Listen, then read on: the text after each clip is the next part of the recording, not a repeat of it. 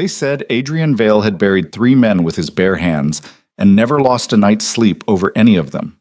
They said his first wife had died of a broken heart, not grief, not illness, not any cause a physician could name, but the slow suffocation of living beside a man who had excised every soft thing from himself and left nothing behind but bone and iron will. They said when he walked into a room, the temperature dropped. Not metaphor, actual cold. As though his body had learned somewhere in the long, brutal education of his life to radiate something other than warmth. Elena Marlowe had heard every one of these stories. She had cataloged them the way a soldier catalogs the terrain. Before a battle, she already knows she cannot win. And on the night she became his wife, standing in the doorway of a bedchamber that smelled of stone and old candle wax, and something indefinably like grief, she heard his voice for the first time without a crowd between them, low, flat, absolute, and understood that every single story had been an understatement. Dumb. The ceremony had taken 40 minutes. Elena had counted. Not because she was nervous, or not only because she was nervous, but because counting was the thing her mind reached for when it needed to stay tethered to the ground. 40 minutes from the moment she stepped into the great hall of Valemount Cathedral on her father's arm, her face arranged into the careful blankness that had taken her 22 years to perfect, to the moment the officiant closed his book and the scattered assembly of nobles offered their thin, performative applause. 40 minutes to transfer her, legally and irrevocably, from the Marlowe family's problem column to Adrian Vale's. The Duke of Valemount had not looked at her once during the ceremony. She had noticed that too.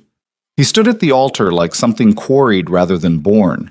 6 feet and 2 inches of absolute physical authority, his dark formal coat so precisely fitted it might have been armor, his jaw set with the specific tension of a man enduring something deeply inconvenient. His eyes, when she finally saw them up close as the officiant joined their hands, were a gray so pale they were nearly colorless. The kind of eyes that processed rather than saw, that cataloged and filed and moved on without sentiment. He had looked at her hand when the officiant placed it in his, not at her face, at her hand, the way you'd look at a document you were signing under duress. She had decided in that exact moment that she would not spend the rest of her life trying to earn a glance. The wedding feast lasted 3 hours, and Adrian Vale said 6 words to her, all of them functional. The wine is from the East Vineyards. The chair is lower than I realized. He corrected the chair problem without waiting for a servant, simply stood and moved it himself. A small, abrupt gesture of competence that somehow made everything worse, because it suggested that he was capable of consideration, just not inclined to extend it to her specifically. She had eaten the food placed in front of her. She had answered the questions posed to her by the court's senior ladies with the same careful blankness she'd worn through the ceremony. She had smiled when smiling was required and lowered her eyes. When lowering her eyes was required, and said twice that she was very grateful for the duchy's welcome, and both times she had meant it in exactly the way you mean something you're saying, because the alternative is silence, and silence at a wedding feast draws attention you cannot afford. Adrian had watched his nobles with the focused, measuring gaze of a man taking inventory. Occasionally he spoke, to his chamberlain, to the court's military commander, to a thin-faced man Elena would later learn was the duchy's spy master. When he spoke, people listened, not the way they listened to her father, who commanded attention through volume and practiced charm. Adrian commanded it through something quieter and considerably more dangerous. The room understood, on some animal level, that his words were not invitations to discussion. They were conclusions. At one point, the elderly Countess Hartwell, pink-cheeked from wine, leaned across the table and patted Elena's hand and said, "You are braver than you look, my dear," with the tone of someone paying a compliment while delivering a warning. Elena had smiled. "I've been told that before." The Countess had withdrawn her hand and said nothing further. The guests dispersed by midnight. The great hall emptied with the particular haste of people who had fulfilled an obligation and were eager to discuss it privately.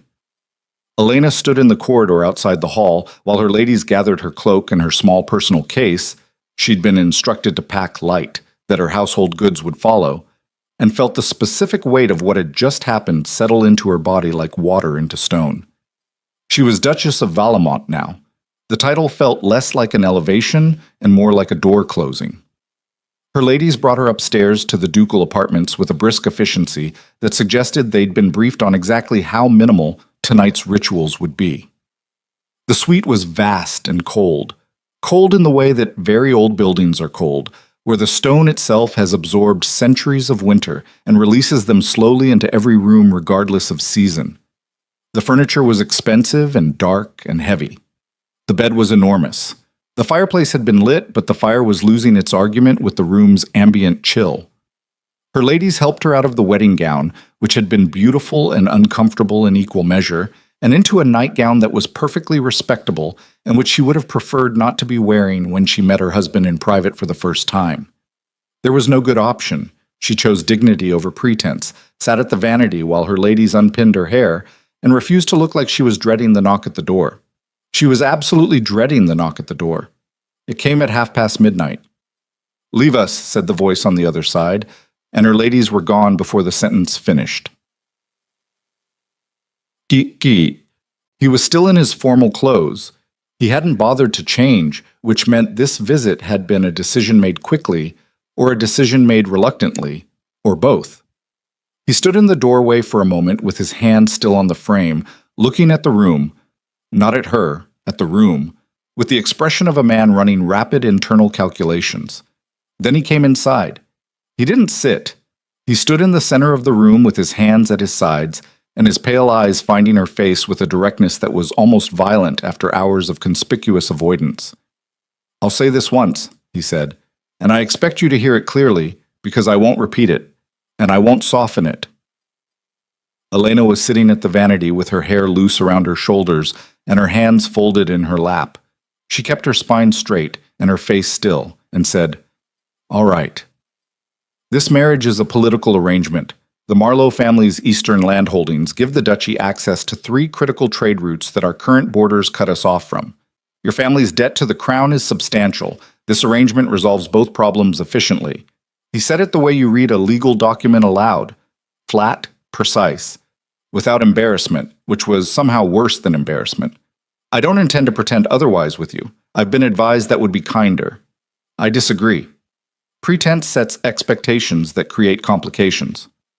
"I'm aware of the terms," Elena said. Her voice stayed level. She had practiced level. "Then you're aware that affection is not among them." He paused. "I want to be explicit about that specifically. Don't expect love from me. Don't expect warmth.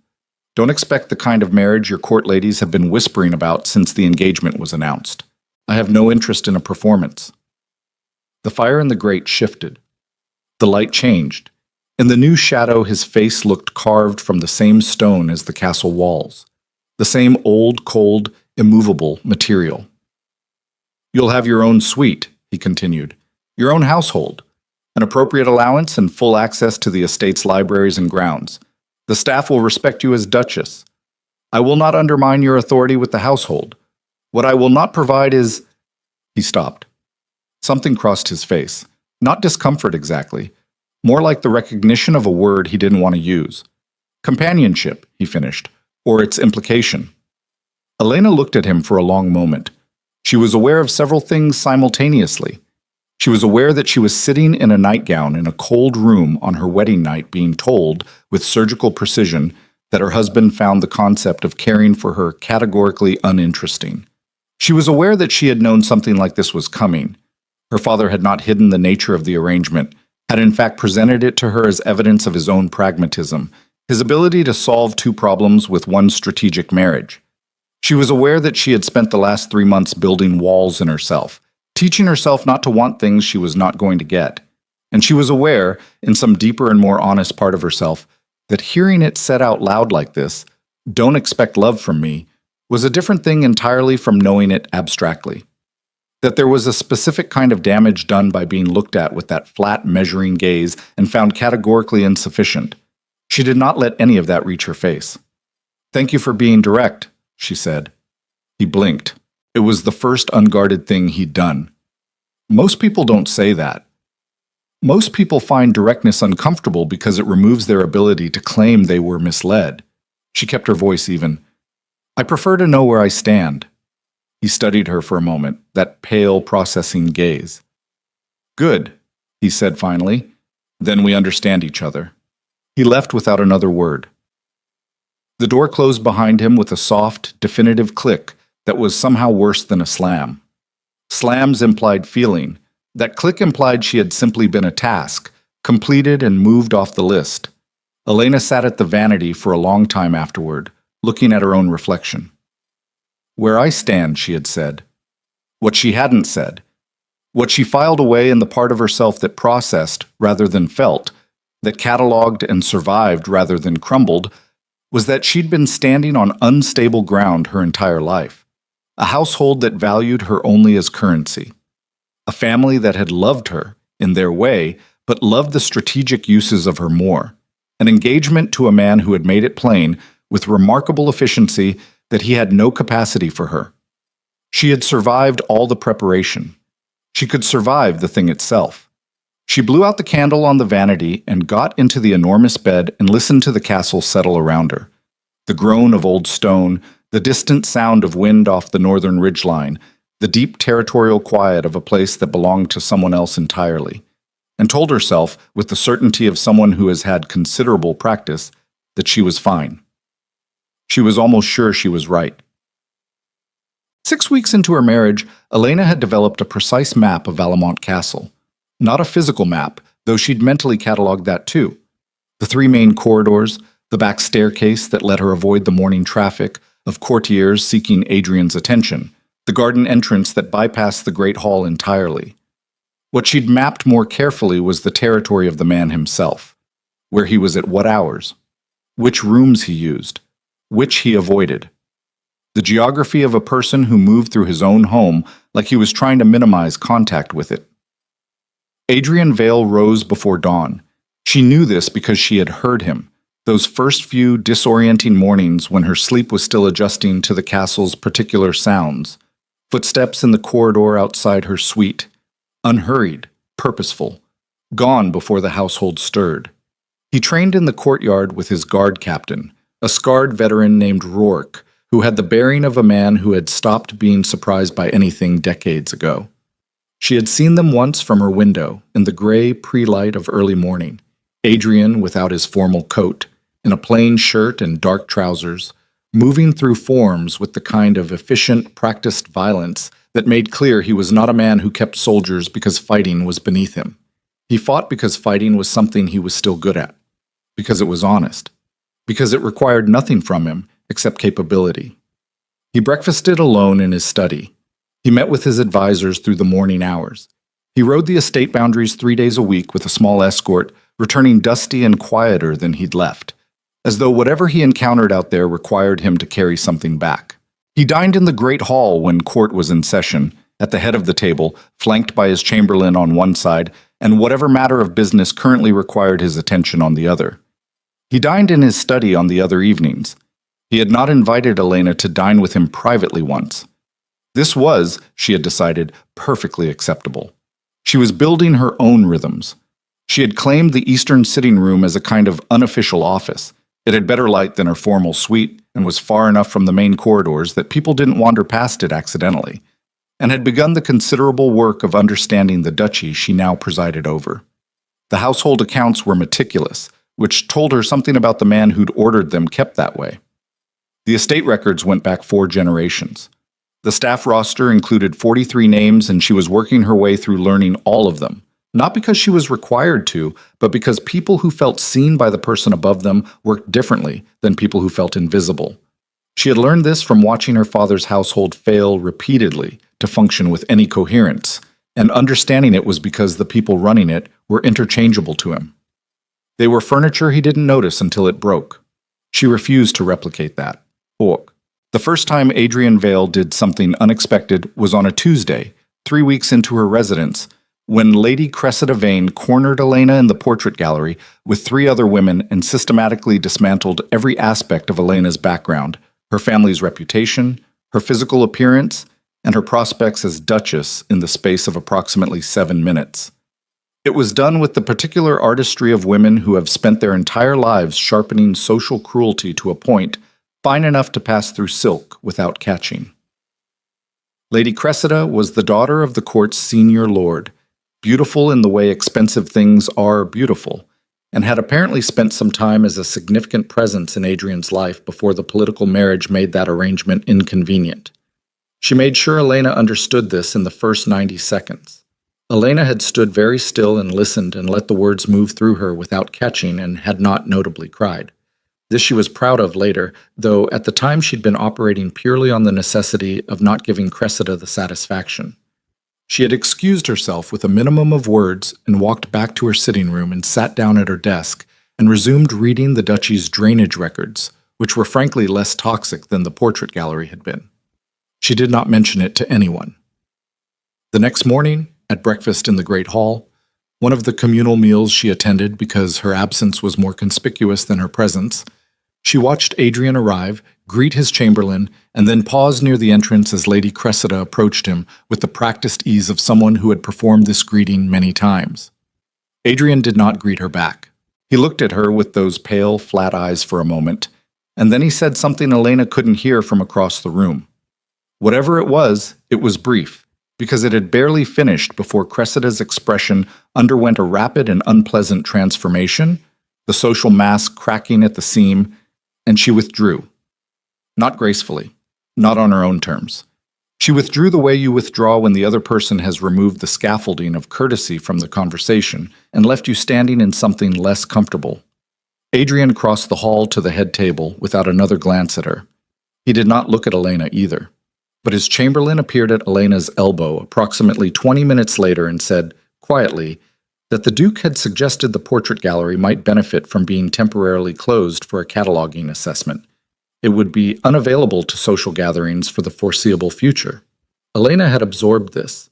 "Tell the Duke I appreciate the catalog effort," she'd said, and the chamberlain had not quite smiled and had withdrawn. She hadn't known what to do with it, so she had filed it in the same place she'd been filing the other inexplicable small things, the fire in her sitting room that was always lit before she arrived, which she'd initially assumed was standard household procedure until she noticed it happened even when her arrival time was irregular. The book that appeared on her desk without explanation 3 days after she'd mentioned, in passing to a maid, that she'd been trying to find a specific text on the duchy's agricultural history. The fact that the particularly aggressive courtier who'd twice cornered her with questions clearly designed to assess her political usefulness had been quietly reassigned to an ambassadorial post in the far eastern provinces. She hadn't asked about any of it. She wasn't sure she wanted the answer. What she understood about Adrian Vale over those 6 weeks was that he was not the man the court thought he was. This was not a romantic realization. She was careful about that. The court believed one of two stories: that he was a monster who had destroyed his first wife through neglect and cruelty, or that he was a tragic figure whose first wife's death had shattered him and left behind something hollowed and cold. Neither story was interested in accuracy. Both stories were interested in narrative, in having a shape to put around a man who otherwise defied easy categorization. The truth, as Elena was mapping it, was more specific and considerably more uncomfortable. Adrian Vale was a man who had built a precise and functional system for surviving without vulnerability.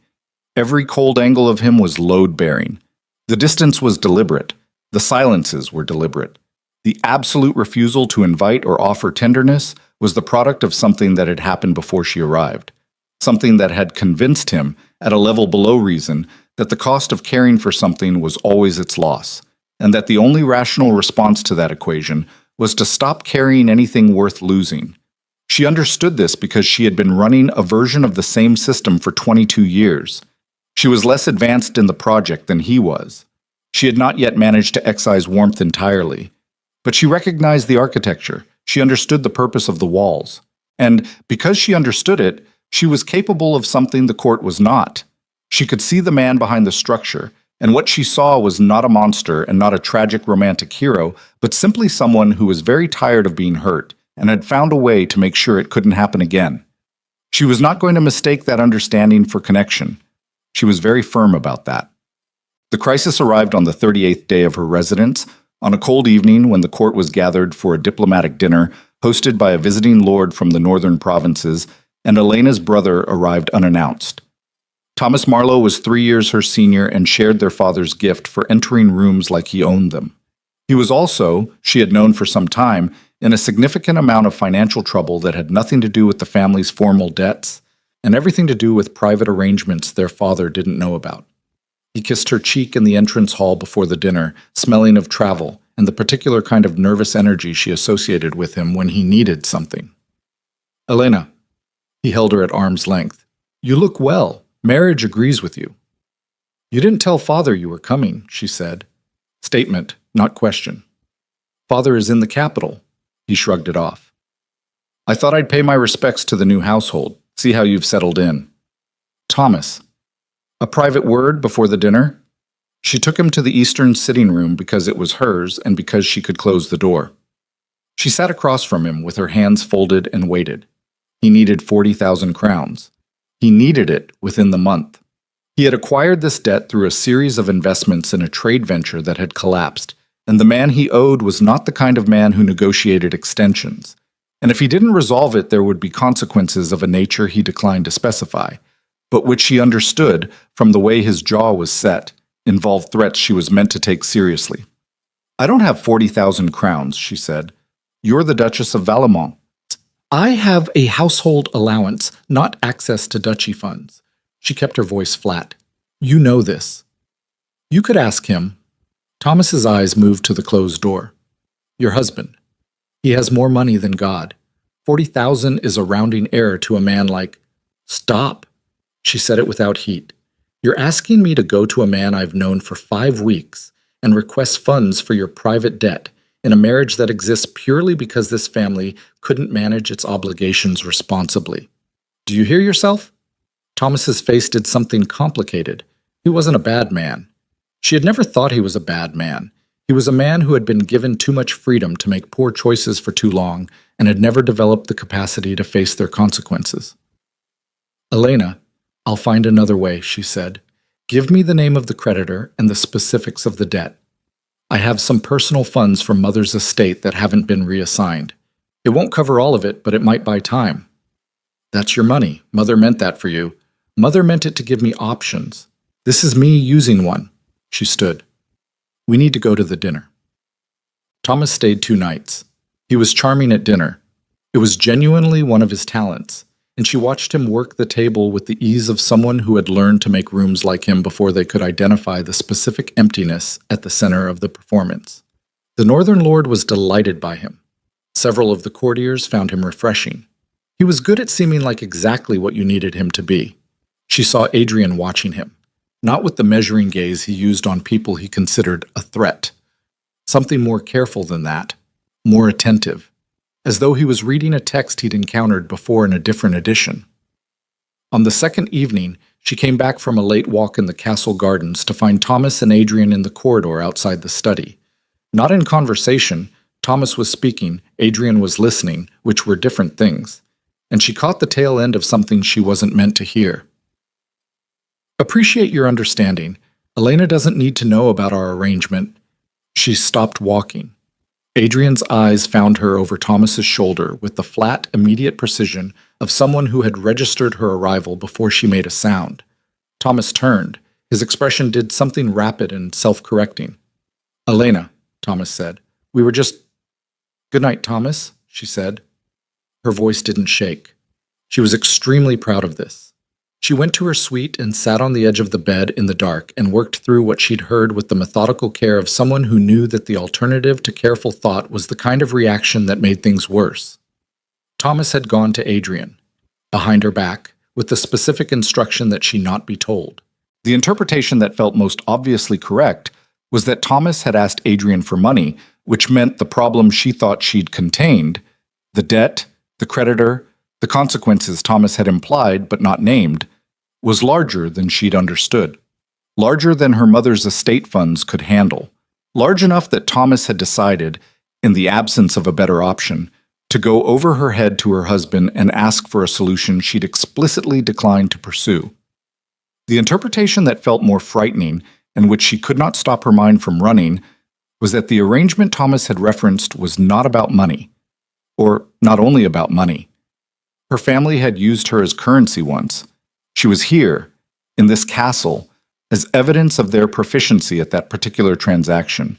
She had not fully allowed herself to think about what else they might negotiate. Set. She didn't sleep. At some point before dawn, she gave up on the pretense and wrapped herself in a heavy robe and went to the window seat and watched the courtyard below. The darkness was beginning to soften at its edges. The sky over the eastern wall was turning from black to the deep blue that preceded light, and there, in the courtyard, was Adrian. Not training this morning. He was standing near the far wall with a lantern, alone, no guard captain, no escort. Just a man standing in the pre-dawn cold of his own home, with his arms at his sides and his head slightly down, as though he was attending to something that lived beneath the surface of the visible world. She watched him for a long time. She couldn't read anything from this distance. She didn't know if he was thinking about her or about Thomas, or about something that had nothing to do with either of them. Something from before she arrived, from the deep interior geography of a life she had no access to. He was a man she'd shared a building with for 38 days, and she knew his schedule, and she'd glimpsed the edges of his consideration, and she understood the load-bearing function of his coldness, and she did not even slightly, know what he carried in the quiet he kept closest to himself. He looked up. She did not move away from the window fast enough. His eyes found the light of her window across the dark courtyard and held it, and she felt the distance between them collapse in some non-physical way. The specific, uncomfortable sensation of being seen by someone who had been very deliberately not seeing you. It lasted only a moment. Then he looked away. He crossed the courtyard toward the east entrance without haste and without looking back. She sat with her forehead against the cold glass for a long time. Don't expect love from me. She wasn't. She was extremely clear about that. She was simply a person who had been lying awake all night rearranging the pieces of a situation that had quietly stopped being what she thought it was. That was all. Thomas left the next morning before breakfast. He kissed her cheek and told her not to worry, that everything was handled, and she looked into his face and understood that he believed this, and was relieved by it, and had decided that whatever he'd arranged was preferable to the alternative. She did not ask him to explain. She was not sure she could maintain her composure through the explanation. She went to her sitting room.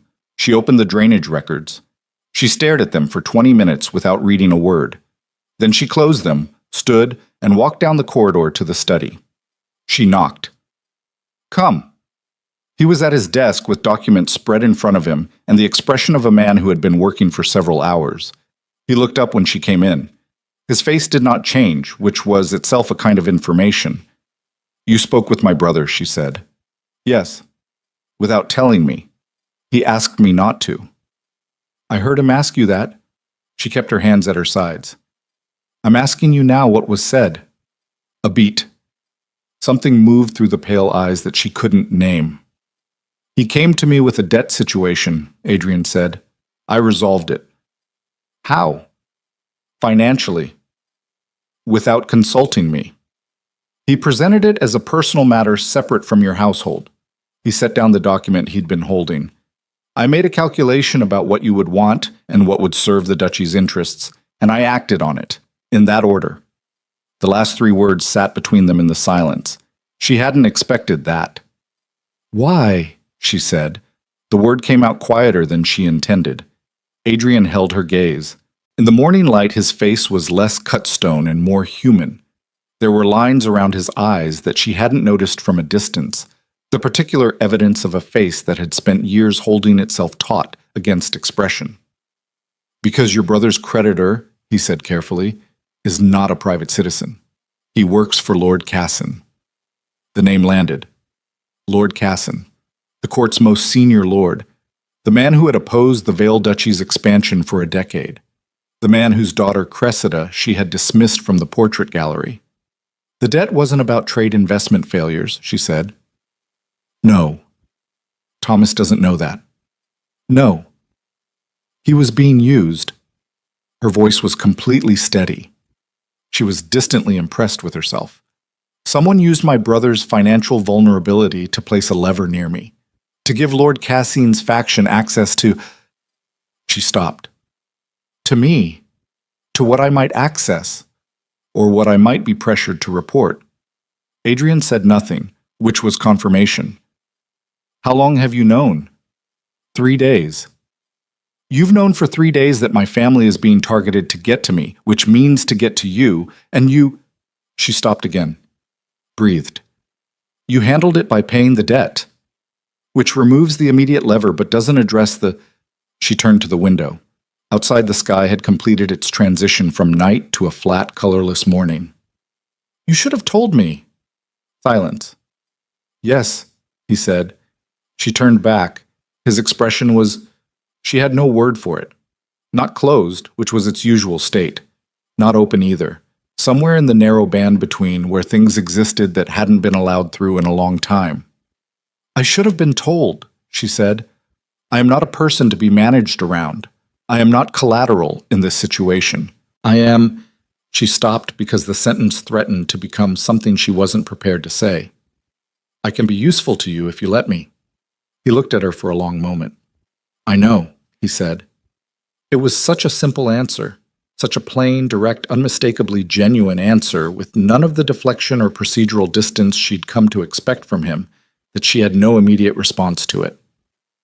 She stood there in the gray morning light of his study, in the silence of a castle that had felt like a tomb when she arrived and had very slowly, in 38 days, begun to feel like something slightly less final, and looked at the man she'd married who had just quietly told her that he was aware of her worth and had not known what to do with that awareness. And the door to the corridor opened without a knock. Rourke, the guard captain, stood in the frame with the specific posture of someone carrying news that cannot wait. Your Grace. His eyes moved from Adrian to Elena and back. We have a situation in the East Passage. Lord Cassin's man has been found. He paused. He was searching the Duchess's personal suite. The silence that followed lasted approximately 2 seconds. Then Adrian was on his feet, and the man she'd spent 38 days mapping, the cold one, the careful one, the one who had built his entire existence around the principle of not caring about anything he could lose, crossed the room toward the door with an expression she had never seen on his face before and would not, in the immediate shock of recognizing it, be able to name until much later. It was fury. Not the cold administrative kind, not the measured, calculating anger of a man who had been politically outmaneuvered. The other kind, the kind that lives below strategy. The kind that gets loose when something you told yourself you didn't care about turns out to be the thing you cannot tolerate losing. He stopped in the doorway and looked back at her. Stay here, he said. Lock the door. He was gone before she could answer. She stood in the empty study, in the silence he'd left behind, with her heart in her throat and her hands finally, not quite steady. Someone had just sent a man into her rooms. An Adrian Vale who had looked her in the eyes on their wedding night and told her that love was not a term in their arrangement, had just crossed a room in 38 days of accumulated restraint and looked at her with an expression that made a liar of everything he'd promised. The question was whether he knew it yet, and whether knowing it would be enough to save either of them from what was already in motion. She locked the door, not because he'd told her to, because it was the rational thing to do, and Elena Marlowe had spent her entire life doing the rational thing in situations designed to make rational thought impossible. She turned the key in the lock and stood with her back to the study door and breathed, 2 counts in, 4 counts out, and made herself look at the room with the same methodical attention she'd applied to everything in this castle since the night she'd arrived. His desk, his documents, spread and weighted at the corners the way someone arranged things when they needed to return to exactly this position. A cup of tea, barely touched, gone cold. The fire burning with the kind of sustained, controlled heat that suggested someone had built it to last. She sat down in his chair, not as a statement, not to claim anything, but because her legs had made a quiet, final decision about what they were willing to support right now. And the chair was there. She sat in Adrian Vale's chair in Adrian Vale's study, with someone's agent currently being detained in her personal rooms, and she made herself think. Lord Cassin. The name had been in the Duchy's records she'd spent 6 weeks reading, not prominently, not as a declared enemy, but in the negative space of documents, in the careful way certain trade agreements were worded around his interests, in the conspicuous absence of his family's name from events where his standing should have placed him. A man whose opposition to the Vale Duchy was structural, old, and patient. The kind of opposition that did not announce itself. The kind that sent someone's younger brother into debt, and then, when the debt was resolved, escalated. The man in her rooms had not been looking for valuables. She understood that without being told. People who looked for valuables moved quickly and took things. People who looked for information moved carefully and left no trace. She had been in that suite this morning and nothing had appeared disturbed, which meant either the search had just begun or the man was skilled enough that she hadn't noticed. Both possibilities were worse than the other. She stood when the footsteps reached the door. Not Adrian's, too light, too quick, and had a half-second to recognize the rhythm before the knock came. "Your Grace," the maid's voice. Sela, who had been assigned to her household in the first week and had the particular gift of being useful without being intrusive. "The Duke asks that you remain where you are. He says to tell you it's handled." "Tell the Duke I'd like to know what handled means specifically." A pause. Yes, Your Grace." He came back 40 minutes later. She was standing at the window. Not because there was anything useful to see. The courtyard below was quiet, the morning activity of the household proceeding with deliberate normalcy that suggested someone had given instructions about appearances. But because standing felt better than sitting and the window gave her something to do with her eyes that wasn't staring at the door. The key turned in the lock from the outside. She hadn't considered that he would have a key to his own study, which was obvious in retrospect, which told her something about the state her thinking was in. He came inside and closed the door and looked at her. "Are you hurt?" he said. "I wasn't in my rooms." "I'm aware. I'm asking if you're hurt." The distinction landed somewhere she didn't expect. She shook her head. He absorbed this and moved to his desk and stood there without sitting, his hands braced on the surface, and she could see from 8 feet away that he'd been moving fast. His breathing was controlled but not yet settled. There was a faint tension in his jaw that hadn't been there when he left. "Who was he?" she said. "A man named Dre, minor house retainer to Lord Cassin, registered as a kitchen auxiliary on the staff roster." He looked up. "He's been in this castle for 4 months." 4 months. She'd been here for 5 weeks. He'd been placed before she arrived. "He was waiting for me specifically," she said, "or waiting for a specific kind of access you represented." Adrian straightened.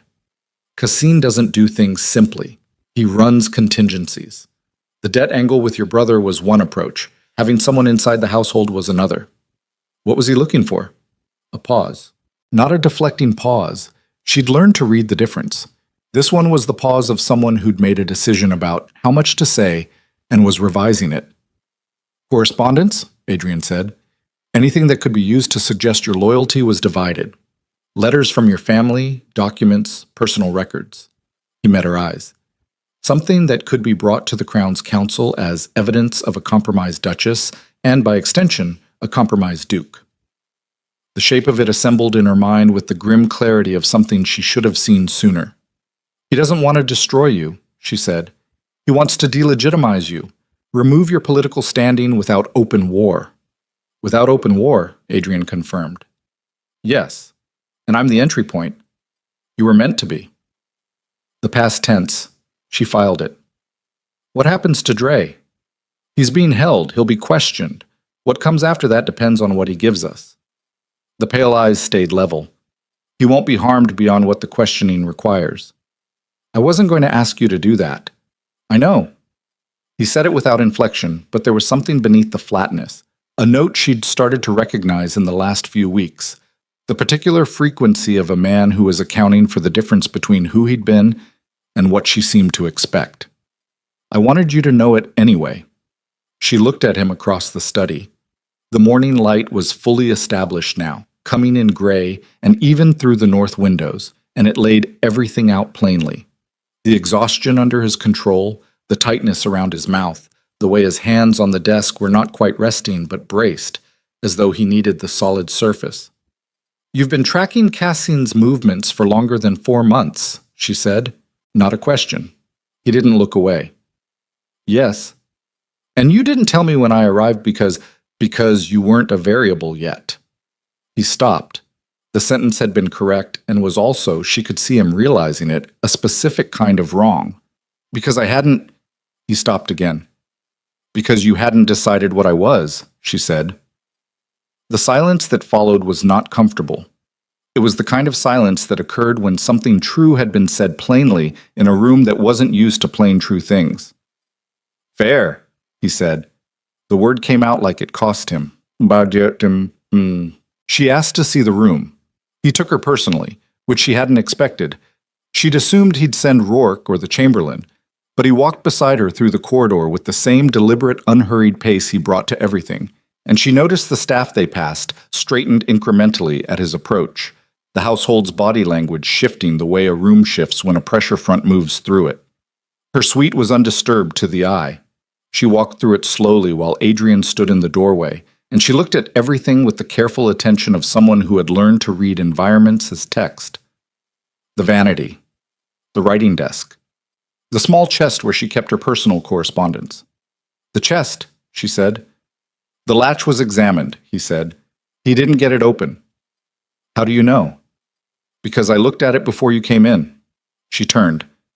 He was still in the doorway, arms at his sides, watching her move through the room with the expression he'd had in the courtyard this morning, the one she hadn't been able to name and still couldn't quite, like he was doing an accounting she wasn't privy to. You looked at my correspondence chest, she said. I checked the latch. I didn't open it. Why not? The question seemed to catch him in a way she hadn't intended. He was quiet for a moment. Because it wasn't mine to open, he said. She held that for a second. In this household, in this marriage where she had been told explicitly that she was a transaction and companionship was not on the table, a man who had every political reason to want to know what was in that chest and the practical authority to open it without asking, had looked at the latch and walked away. She didn't say anything. She walked to the window and looked out at the view she'd had for 5 weeks, the east garden and beyond it the first curve of the estate's boundary wall, and she let the morning sit between them without trying to fill it. I need to understand Cassin, she said finally. Everything. The history, the current strategy, the people he's using. If I'm his entry point, I should know what I'm the entry point into. She heard him shift in the doorway. Elena. It was the first time he'd used her name without the formal address. She noticed this. She kept her eyes on the garden and did not react to it. That information puts you in a more dangerous position than you're already in, he said. I'm already in the dangerous position. I'd rather be in it with a map than without one. She turned. You said I could be useful. This is me being useful. Tell me what you know. He looked at her for a long moment. Then he said, Come back to the study. He talked for 2 hours, not the way he talked to his advisors, clipped, directive, oriented toward outcomes. He talked the way someone talked when they'd been carrying a thing alone for a long time, and the weight had become so familiar they'd stopped noticing it until someone asked. He sat across the desk from her and laid out Lord Cassin's campaign against the Vale Duchy from its beginning, a land dispute 15 years prior, the systematic blocking of trade agreements, the manufactured scandal that had cost Adrian's father 2 critical court alliances in the last year of his life, the current phase which had begun 18 months ago and which involved building a case through patient accumulation of circumstance and implication that Adrian Vale was unfit to hold his title. She asked questions. He answered them. The rhythm of it was unlike anything she'd experienced with him. Not the frozen politeness of the Great Hall, not the careful operational distance of their brief interactions. More like being handed something real and being expected to hold it without dropping it. At one point, she asked about Cassin's relationship with the Crown's Council, and he stopped, and something shifted in his face. There are members of the Council, he said slowly, who believe the duchy is better managed under someone less, he seemed to be selecting the word with care, autonomous. Someone Cassin controls. Someone who could be managed, yes. And you've been fighting this alone. I have advisors. That isn't what I said. Another silence. He looked at the documents on his desk. She watched the line of his jaw. My last campaign for council allies ended with my closest political friend in an arranged accident on the Northern Road, he said. 3 years ago. A beat. So, yes, largely alone. The flatness in his voice when he said it was the flatness of a wound that had long since passed the acute stage and become simply a permanent feature of the landscape. She understood that kind of flatness. She'd spent years cultivating her own version of it. "I'm sorry," she said. He looked up. She had the sense that he'd expected something else, a tactical response, a pivot to strategy. Not that. "Marcus," he said. His name was Marcus Hale. "I'm sorry about Marcus." He held her gaze for a moment. Then he looked away. "Cassian will move again," he said. "Dre's removal will tell him the household approach failed. He'll shift method." "How quickly?" "Days. A week at most." "Then we have a week." She leaned forward slightly. "What does he need that he doesn't have? What's the missing piece of his case against you?" Adrian was quiet for a moment. "Evidence of financial misconduct," he said. "The trade route expansion I've been planning would give the duchy significantly more independence from the capital's tariff system. There are ways to make that look like evasion rather than strategy, if you frame the documents correctly. And the documents exist. In draft, incomplete, not yet ratified." His eyes sharpened. He couldn't use them as they are. He'd need either the originals altered or something that appeared to be correspondence confirming a deal that doesn't exist. A forgery. A credible one. She sat with that. "He doesn't have access to your study," she said, "or your correspondence. He was in my rooms looking for—" She stopped. "He was looking for something written in my hand, something from me that could be presented as evidence of your misconduct, something I might have written not knowing what it would be used for." Adrian went very still. "There's a letter," she said. She said it carefully, watching his face. "I wrote to my father 3 weeks ago. I mentioned the trade route discussions because your chamberlain briefed me on the duchy's economic priorities, and I was trying to demonstrate to my father that I was involved, establishing myself." She kept her voice flat. "I referenced numbers, draft numbers from a document I'd been given as background reading." The silence lasted 3 seconds. "Where's the letter?" Adrian said. His voice was entirely controlled and entirely different from anything she'd heard from him before. "I sent it. Standard post 10 days ago." She met his eyes. "It would have passed through the capital's sorting office before reaching my father. If Cassine has someone in the postal system—" "He does." "Then he may already have a copy." The study was very quiet. She could hear the fire. She could hear beneath the fire the sound of Adrian Vale's specific and comprehensive stillness. The stillness of a man running the full consequences of a thing and finding the math extremely poor. "This is my fault," she said. "I didn't know what the numbers meant in context. I wasn't trying to—" "I know." The 2 words came out rough, like he was cutting through something. "I know you weren't." "That isn't the problem." "No," he agreed. "The problem is that we have days, not a week." He stood. The movement was contained, but the energy behind it was not. The kind of controlled velocity that made her understand again why rooms paid attention when he entered them. He walked to the window and stood there with his back to her, and she watched the set of his shoulders and waited. "There is a way to neutralize the letter," he said. "Tell me." He turned. "If we have the conversation with the council first, before Cassine can present anything, we can control the framing. Present the trade route plan ourselves, officially, with the appropriate documentation, and the letter becomes corroboration rather than evidence." He paused. "But the council session isn't scheduled for another month, and requesting an emergency audience raises its own flags."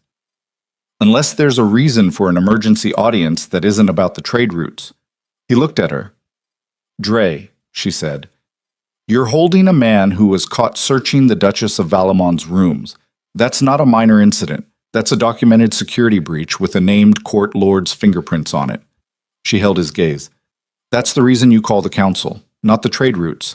Cassin, you bring the accusation before he can bring his." Adrian was absolutely still. She watched him think. She'd learned to read the quality of his silences. There were the closed ones, the ones that meant he'd already decided and was choosing whether to share the conclusion. And there were the open ones, where the machinery was actually running, where he was genuinely working through something. This was an open silence. She stayed in it. "He'll counter," Adrian said. He'll say the search was an unrelated matter, that Dre acted independently, that there's no direct line to him. There is a direct line. Dre will give it to us. If he talks. He'll talk. She said it with a certainty that surprised her slightly.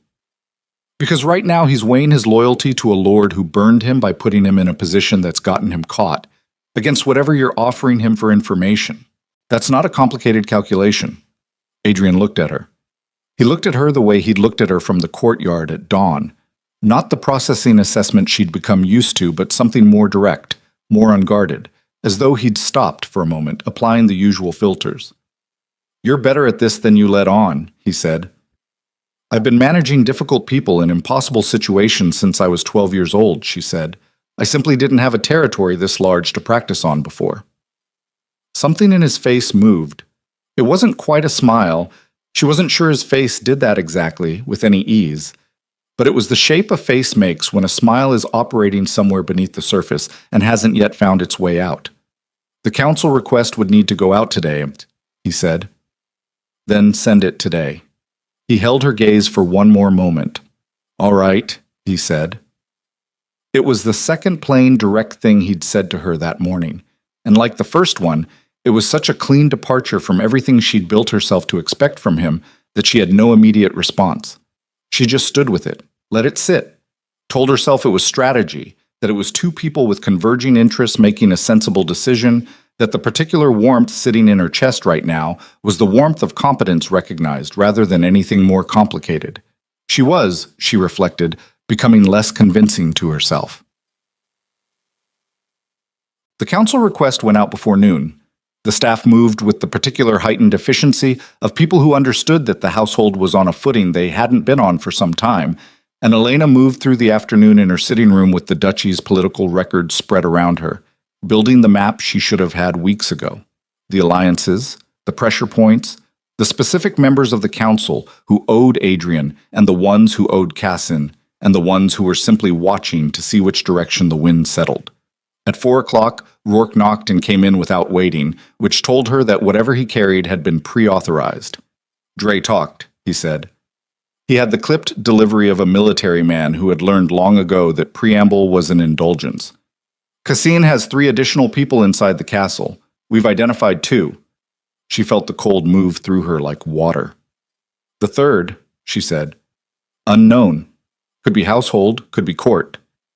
Could be someone I interact with regularly." "Could be," Rourke said.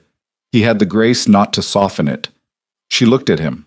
He was a man who looked like he'd been around long enough to see most things once, and a few things twice, and had made his peace with the landscape. She had the sense that he was running his own assessment of her, as he'd probably been running since she arrived, and that today was changing some variable in the calculation. "The Duke," she said. "Does he know yet?" "He sent me to brief you first." She held that for a second. "Tell him I'd like to meet tonight," she said. "Both of us, together, with whoever he trusts in this building. Not tomorrow. Tonight." Rourke studied her for a moment. "Yes, Your Grace," he said. He left. She turned back to her documents and sat with her hands flat on the table and let herself feel, briefly and without indulgence, the weight of what was true. There was a person in this castle she hadn't identified yet. There were people who wanted to use her to unmake her husband, a man she'd married as a transaction and spent 38 days discovering was something considerably more difficult to be indifferent to than she'd planned. And she had just sent the guard captain to ask for a meeting that Adrian Vale had effectively already offered by briefing her first. She thought about that.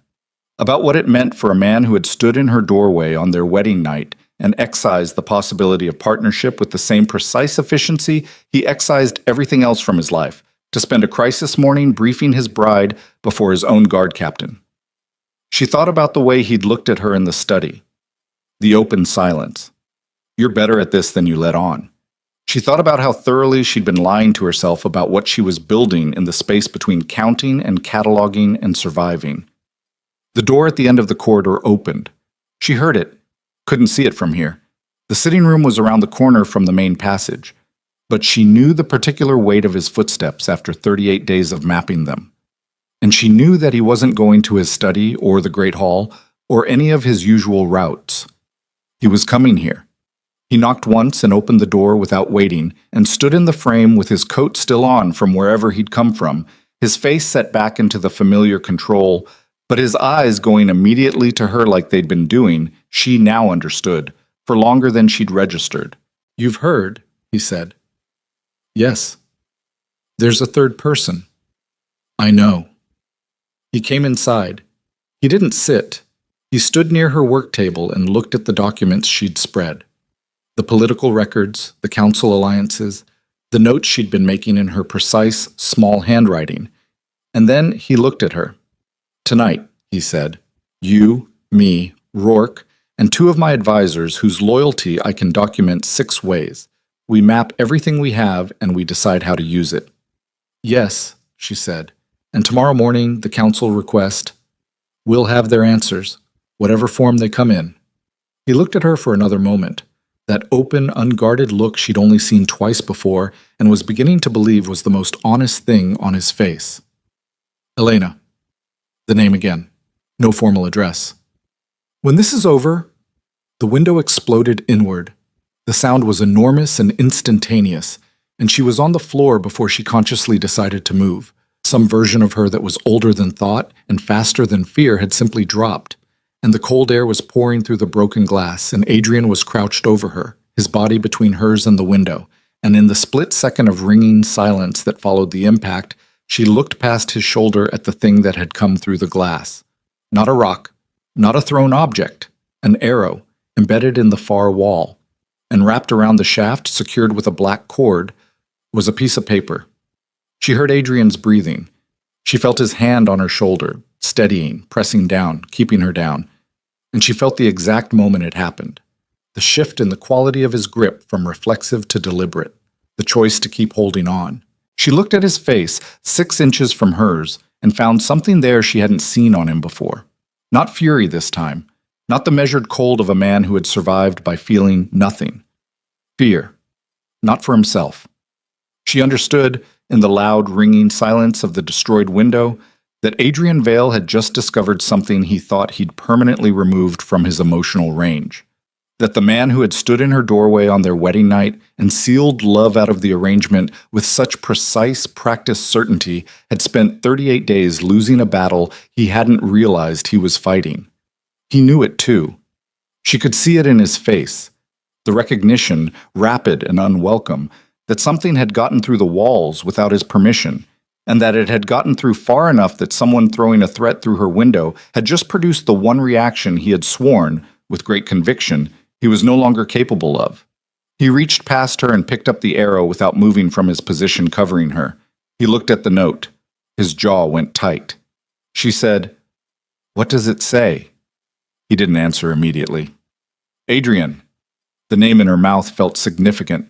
She said it anyway. "What does it say?" He looked at her. Whatever was on the paper had produced the specific expression of a man who had just had a door closed behind him with no handle on the inside. "It says," he said very carefully, "that if I proceed with the council meeting, they have enough to take you from me." The last 2 words landed in the silence between them like stones dropped into still water. "Take you from me. Not from the duchy. Not from the arrangement. From me." He'd said it, and they both heard it, and neither of them pretended they hadn't. Outside, the guards were already moving. Inside, they were in the wreckage of a window, on the floor of her sitting room, with his hand still on her shoulder, and a new and irreversible thing sitting between them that had no tactical solution and no managed distance and no procedure for being handled at all. The line was gone. They were already on the other side of it. He stood up first, not because the danger had passed. The guards in the corridor made that clear enough, their voices clipped and urgent through the wall, but because staying on the floor with his hand on her shoulder and those 3 words hanging in the air between them was a position he didn't have a protocol for. Adrian Vale had protocols for most things. He had built them specifically so that the space between himself and the rest of the world remained navigable, measurable, controlled. The floor of Elena's sitting room, with broken glass catching the afternoon light and a note wrapped around an arrow that had just said "take you from me" in his own internal voice, was not navigable. He stood. He offered her his hand. She took it. He pulled her up and let go immediately, which was the right thing to do, and which felt like the wrong thing to do, and he filed that feeling in the same place he'd been filing an increasing number of feelings over the past 5 weeks, the locked cabinet in the back of his mind that he'd been telling himself he'd deal with later. Later was becoming a structural problem. "You need to move to a different room," he said, "tonight, and until we know the third person. I'm not hiding in my own house. You're relocating within your own house. There's a difference." She looked at him with the particular expression she'd developed, or perhaps had always had, and he'd only recently learned to read, that said she was deciding how hard to push. She pushed. "If I relocate, whoever this is knows the arrow landed, knows I'm rattled." Her jaw was set. "I stay in this room. We board the window and I stay." He looked at her for a moment. "Fine," he said. Rourke appeared in the doorway, took in the scene with the rapid efficiency of a man for whom broken glass and embedded arrows were a professional context rather than a shock, and said, "I've got people on the exterior wall. Arrow came from the east garden, which means someone was inside the perimeter." "Or someone who knew the guard rotation," Adrian said. Rourke's face did something. "The rotation changed this morning," he said. "I changed it myself at 6 o'clock. "Who knew about the change?" "Me, you, and the 3 captains." A pause. "And Hess. He does the scheduling records." Hess, the castle's senior steward, a man who had been in service to the Vale household for 11 years, who had managed the domestic operations of Valemont with the precise, undemonstrative competence of someone who took genuine professional pride in invisibility. A man Adrian had trusted so completely that he'd stopped actively trusting him, the way you stop thinking about gravity. It was simply a condition of existence, not a choice you renewed daily. The locked cabinet cracked open slightly. "Find Hess," Adrian said. "Don't move him yet. I want to know where he goes." Tat. The meeting happened at 8 o'clock in the study, with the shutters closed and the fire built high, and the 5 people in the room constituting the entirety of what Adrian was certain about. Himself, Elena, Rourke, his senior legal advisor Marin, a woman of 50 who had outlasted 2 administrations by being smarter than the men around her and careful enough never to say so too plainly, and his financial secretary, a quiet man named Pell, who knew the duchy's accounts well enough to reconstruct a forgery from memory. Marin laid it out. The council request had been received. 3 members had already responded with confirmations, which was faster than protocol required and suggested they'd been expecting it. The session was set for 4 days out, in the capital, requiring Adrian's presence, and, this was new, Marin delivered it with the flat precision of someone who'd learned to give bad news without apology. Elena's. Her presence was specifically requested, Marin said. "By whom?" Adrian said. The request came through the council secretary, unsigned. Elena, across the table, was absolutely still. "They want me there so they can question me about the letter." "Or present you as evidence without giving you the chance to speak," Marin said, "depending on how the session is framed before you arrive." "Then we frame it first," Elena said. "We submit a full account of the letter, its contents, its context, the fact that it was written without knowledge of the number's sensitivity, before the session opens. We take the narrative away from them before they can use it." Marin looked at her. "That requires the Duke to formally acknowledge that his wife was briefed on sensitive trade discussions within weeks of her arrival." "Which is true," Elena said, "and which demonstrates engagement rather than incompetence if it's framed correctly. It also gives Cassine's allies grounds to argue that the Duchess was given access she shouldn't have had. The alternative is walking into that session without an established account and letting them construct one for us." Elena's voice was even and hard. "I'll take the fight we choose over the fight they hand us." Marin looked at Adrian. He'd been watching Elena. He'd been watching her since the window shattered. The way she'd gotten off the floor and shaken glass from her sleeve and started thinking. The way she sat now at his table among his people and argued positions with the focused, undecorated confidence of someone who had always understood strategy but had never before had a table to sit at. He'd been watching her and cataloging, with the part of him that was honest enough to keep an accurate count, how far past the point of no return he already was. "Do it," he said to Marin. "Draft the pre-submission tonight." At 11 o'clock, Rourke knocked on the study door. Hess had visited 3 locations after the evening meal. The kitchens, the linen storage on the second floor, and the castle's east receiving room, which was used for minor diplomatic meetings and was otherwise unoccupied. In the east receiving room, he had spent 14 minutes and had left carrying nothing visible. Rourke's man had been close enough to hear voices, 2 of them. The second voice, Adrian said, couldn't identify it. Male, upper register, accent from the capital. Cassine's man was still in the building, which meant Dre had given them names but not all the names. Which meant Dre had been strategic about what he offered, enough to seem cooperative, not enough to expose the full network. A man working in layers, buying time. Adrian looked at the fire. He'd trusted Hess for 11 years. He'd trusted him in the specific way you trust load-bearing walls. Without thinking about it, because the whole structure depended on them holding, and the structure had held. He'd given Hess access to the guard rotations because the steward managed household scheduling, and the 2 systems overlapped, and it had never been a point of concern. It was a point of concern now. The thing about trust, he understood in the specific and humbling way you understood things only when they broke. The thing about trust was that it was most dangerous precisely where it was most complete. You fortified the borders you were uncertain about. You left the interior unguarded because you'd already made the decision about the interior years ago and moved on. Cassine had understood this, had probably understood it better than Adrian had understood his own household. That was the lesson written in Hess's 14 minutes in the East receiving room. The most expensive vulnerabilities were the ones you'd stopped checking because you'd decided they weren't vulnerabilities at all. Don't touch him yet, Adrian said. If we move on Hess before the session, Cassine knows we've found the line. He'll shift. He paused. We use him. Let him keep reporting, but we control what he has to report. Rourke nodded. He understood operational thinking. What do we feed him? I need to think about that. Adrian looked at the closed shutters over the window. Tonight, I need to think, Yemk. He found Elena in the corridor at midnight. She was coming from the direction of the east staircase, which was the back route she used when she wanted to avoid the main passage. And she was carrying a candle and wearing a heavy robe over her nightgown, and her hair was down, and she stopped when she saw him with the expression of someone caught doing something they'd prefer not to explain. I couldn't sleep, she said, before he could ask. Neither could I. They stood in the corridor for a moment in the way that had been happening between them more frequently.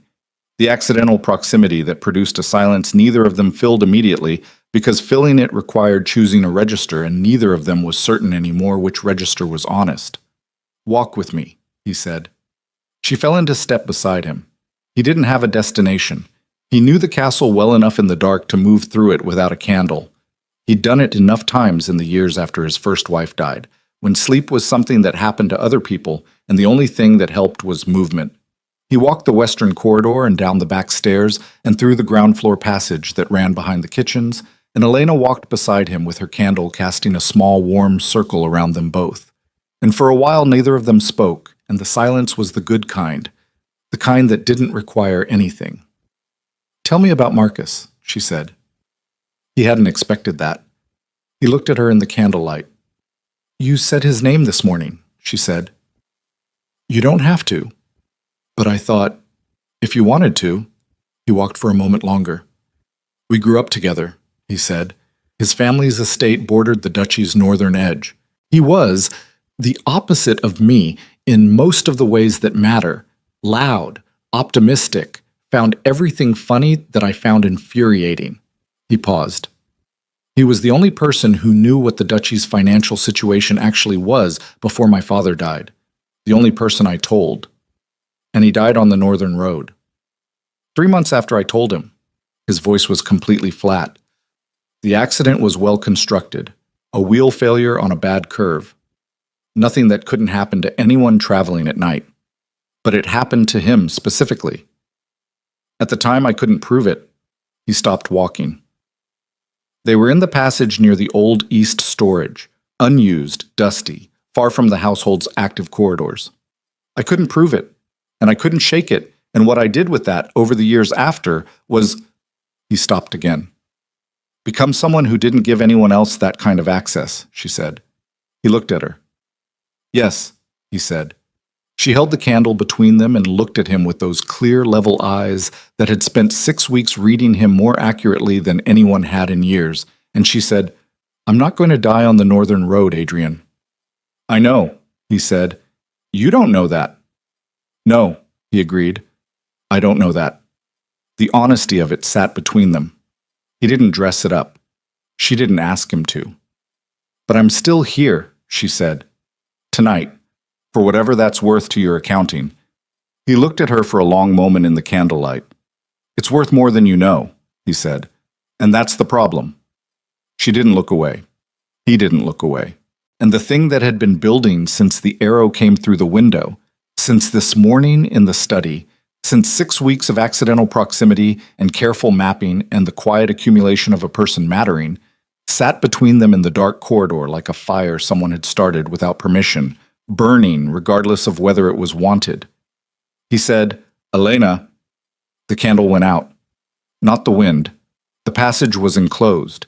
It went out the way candles go out when something moves quickly past them, and in the sudden total dark, Adrian reached for her on pure instinct, and his hand found her arm and pulled her back against the wall, and he heard it, footsteps, 2 sets, coming from the east storage. He pressed her flat against the stones and put himself between her and the direction of the sound and stayed absolutely still. The voices were low. He caught fragments. Session, documents, the wife. And then a word that cut through everything else like cold water. Rourke. He went still in a different way. The footsteps moved away, past the intersecting corridor, faded. He stood in the dark with Elena pressed against the wall behind him, and her breath on the back of his neck, and the word reverberating in his chest like a struck bell. Rourke, his guard captain, 15 years, a man who had bled for him on 3 different occasions, a man whose scarred face and clipped delivery had been the most reliable constant of his adult life. More reliable than the household, more reliable than the court, more reliable than almost anything he could name. The thing about load-bearing walls was that when they failed, they took everything above them with them. He stepped back from the wall. His hand was still on Elena's arm. He didn't remove it immediately. "You heard," he said. Barely sound. "Yes," she said. Barely sound. "Don't say his name. Not here." "I know." They stood in the ruined dark of the passage, and Adrian Vale felt, for the first time in years, the specific vertigo of a man whose map of the world had just been redrawn. Not Hess, or not only Hess. Hess was a piece, a point of information, a rotatable part. This was the architecture itself coming apart. This was the floor. He had built everything on what he was certain about. He had constructed his entire operational life around the principle of knowing who was load-bearing and refusing to place anything valuable over the places that weren't. And Rourke had been load-bearing. Had been, functionally, the cornerstone. The thing that came up in him now was not grief. He would not call it grief. What it was the cold, total clarity of a man who has been hit hard enough that the pain hasn't reached him yet, and in the space before it does, he is capable of thinking with a terrifying purity. They had 4 days before the council session. Rourke knew that. Rourke knew the pre-submission Marin was drafting. Rourke knew the plan to use Hess as a controlled information channel. Rourke knew all of it, because Adrian had held the meeting tonight with the 5 people he was certain about. He had been wrong about one of them, which meant Casson already had everything. The council session was not a proceeding they were walking into. It was a trap they had 4 days to recognize before they stepped into it. He moved in the dark, found Elena's hand, pulled her back the way they'd come with the controlled urgency of someone who needed to move without appearing to run. "We have to get back to the study," he said. "Now!" "All of it's compromised," she said. Quiet, fast, keeping pace with him. "Everything we discussed tonight." "Yes." "Then we don't go to the council session." "We can't avoid it. A duke who doesn't answer a council summons, we go but we don't go with anything they're expecting us to bring." She was thinking out loud. He could hear it. The same rapid internal accounting he ran himself. The same refusal to fold. "We need a different play entirely. Something built on what they don't know yet." "They don't know we heard them." "No." She pulled him to a stop at the base of the main staircase. Her face was invisible in the dark, but her voice was absolutely clear. And they don't know about Dre's full testimony. What exactly did Dre give us? Not the edited version for the room, everything. He looked at her in the dark, the full testimony. He'd shared a summary with the meeting, operational, relevant, the specifics he'd kept with Pell and Marin alone, because even in the room he'd trusted that night, he'd maintained one layer of compartment. Old habit. The habit of a man who had learned that the most important information lived in the smallest box. Dre gave us a correspondence chain, he said. Documented. 3 months of communication between Cassine's factor and an insider in this castle. The insider isn't named in the chain. It uses a symbol, a mark that could be matched to something physical, if we had the physical object to match it to. Do we? A pause. Marin has been trying to identify it, he said. She hasn't yet. Elena was quiet for a moment. What does the mark look like? She said. He described it. 8 seconds of silence. I've seen that mark, she said. His heart did something that was not physiologically straightforward. Where? He said. On a ring, she said. A signet ring. I noticed it because the design was unusual. It didn't match any of the standard house marks I'd been studying. I thought it was simply old family design. She paused. I saw it 3 days ago. On whose hand? Another pause. Longer this time. The kind of pause that preceded something that could not be unsaid once it was said, that would take a shape in the room and stay there regardless of what came after. Marin, she said. It was on Marin's hand. The word dropped into the dark, and the dark absorbed it, and what expanded in the silence afterward was not surprise. Adrian's system had already moved past surprise, had moved into the cold mechanical territory where betrayal became simply data. But something older and more personal than data, something that lived in the body rather than the mind, that recognized the pattern of this specific damage with the exhausted familiarity of a man who had been through it before. Not Marcus this time. Not a friend taken by a staged accident. This time it was the woman who had drafted legal arguments in his defense for 11 years, who had, just hours ago, sat at his table and given him strategic advice about how to survive a council session, who had taken everything he'd shared in that room tonight and had a name and a ring that connected her directly to the man trying to unmake him. He stood at the bottom of his own staircase in the dark, and understood, with the specific clarity of someone who had just had the last load-bearing wall pulled out, that he had 4 days, no functioning inner circle, a council session that was built to destroy him, and one person left whose loyalty he would wager his life on. He looked at where Elena was in the dark. He couldn't see her face. He found her hand. She gripped back. All right, he said. His voice was quiet and entirely stripped of anything except what it was. It's just us. And the thing that came into her grip in response. Not softer, not uncertain, but harder, steadier, the specific quality of a person who had spent 22 years learning to be the thing that held when everything else let go, told him, with the clarity of something true, that he had not miscalculated where he placed the last of his weight. But the walls of Valamont were already closing in, and Marin, somewhere above them in the castle she'd helped hollow out, was not yet aware that 2 people in the dark at the bottom of a staircase had just become the most dangerous thing in her world.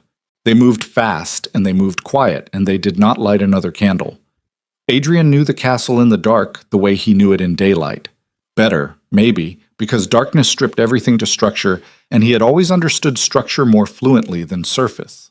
He pulled Elena through the ground passage, up the servant's stair, into the study through the side door that most of the household didn't know existed, and he turned the interior bolt and stood in the firelit dark of his own room and let himself breathe for exactly 3 seconds. 3 seconds was what he allowed. Then he moved to the desk. Pell, he said. I need Pell. He's the only one left who wasn't in that room tonight, Elena finished. She was already at the writing table pulling paper. What do you need him to do? The correspondence chain Dre gave us. Pell has the original copies locked in the financial annex. If Marin hasn't gotten to them yet, she doesn't know we know. Elena looked up. She thinks tonight's meeting went cleanly. She thinks she gave us strategy and walked out carrying everything we discussed. Which means she reports to Cassine tonight. Which means by morning, he adjusts. So we have until morning. He looked at her across the desk in the firelight. The candlelight was gone, but the fire was enough. Enough to see the set of her jaw, the absolute absence of panic in her face, the specific quality of a person who had survived enough genuine difficulty that crisis had become, if not comfortable, then at least navigable. She told him once that she'd been managing impossible situations since she was 12. He was watching what 12 years of that training produced, and he understood with a clarity that was neither convenient nor deniable, the most formidable thing he'd encountered in a very long time. He crossed to the door. "I'll get Pell. I'll write the alternate submission." She was already writing. Not the one Marin drafted, a new one, built around Dre's testimony and the mark on the ring. Cassin doesn't know we have the chain connected to Marin yet. That's the one piece he can't have anticipated. He stopped at the door. "Elena." She looked up. "If Rourke finds out we're moving tonight, then we move faster than Rourke," she said. "Go," Dutch said. Pell was a small, precise man who slept lightly and came awake without disorientation, which Adrian had never specifically valued until right now. He was at the financial annex door inside 4 minutes of being knocked out of bed, in his nightclothes with a lamp, squinting at Adrian's face and reading whatever was there with the rapid competence of a man who processed numbers for a living and understood that the variables had changed. "The correspondence chain," Adrian said. "Dre's documents. Are they where I left them?" "Filed under the secondary seal. I checked them at 6 this evening." Pell was already inside, moving to the cabinet. "What happened?" "Marin." Pell stopped moving for exactly 1 second. Then he continued to the cabinet without comment, which told Adrian more about Pell's acuity than any verbal response would have. The man had done the math on Marin before now, had probably done it and said nothing because saying it required certainty he didn't yet have. The files were intact.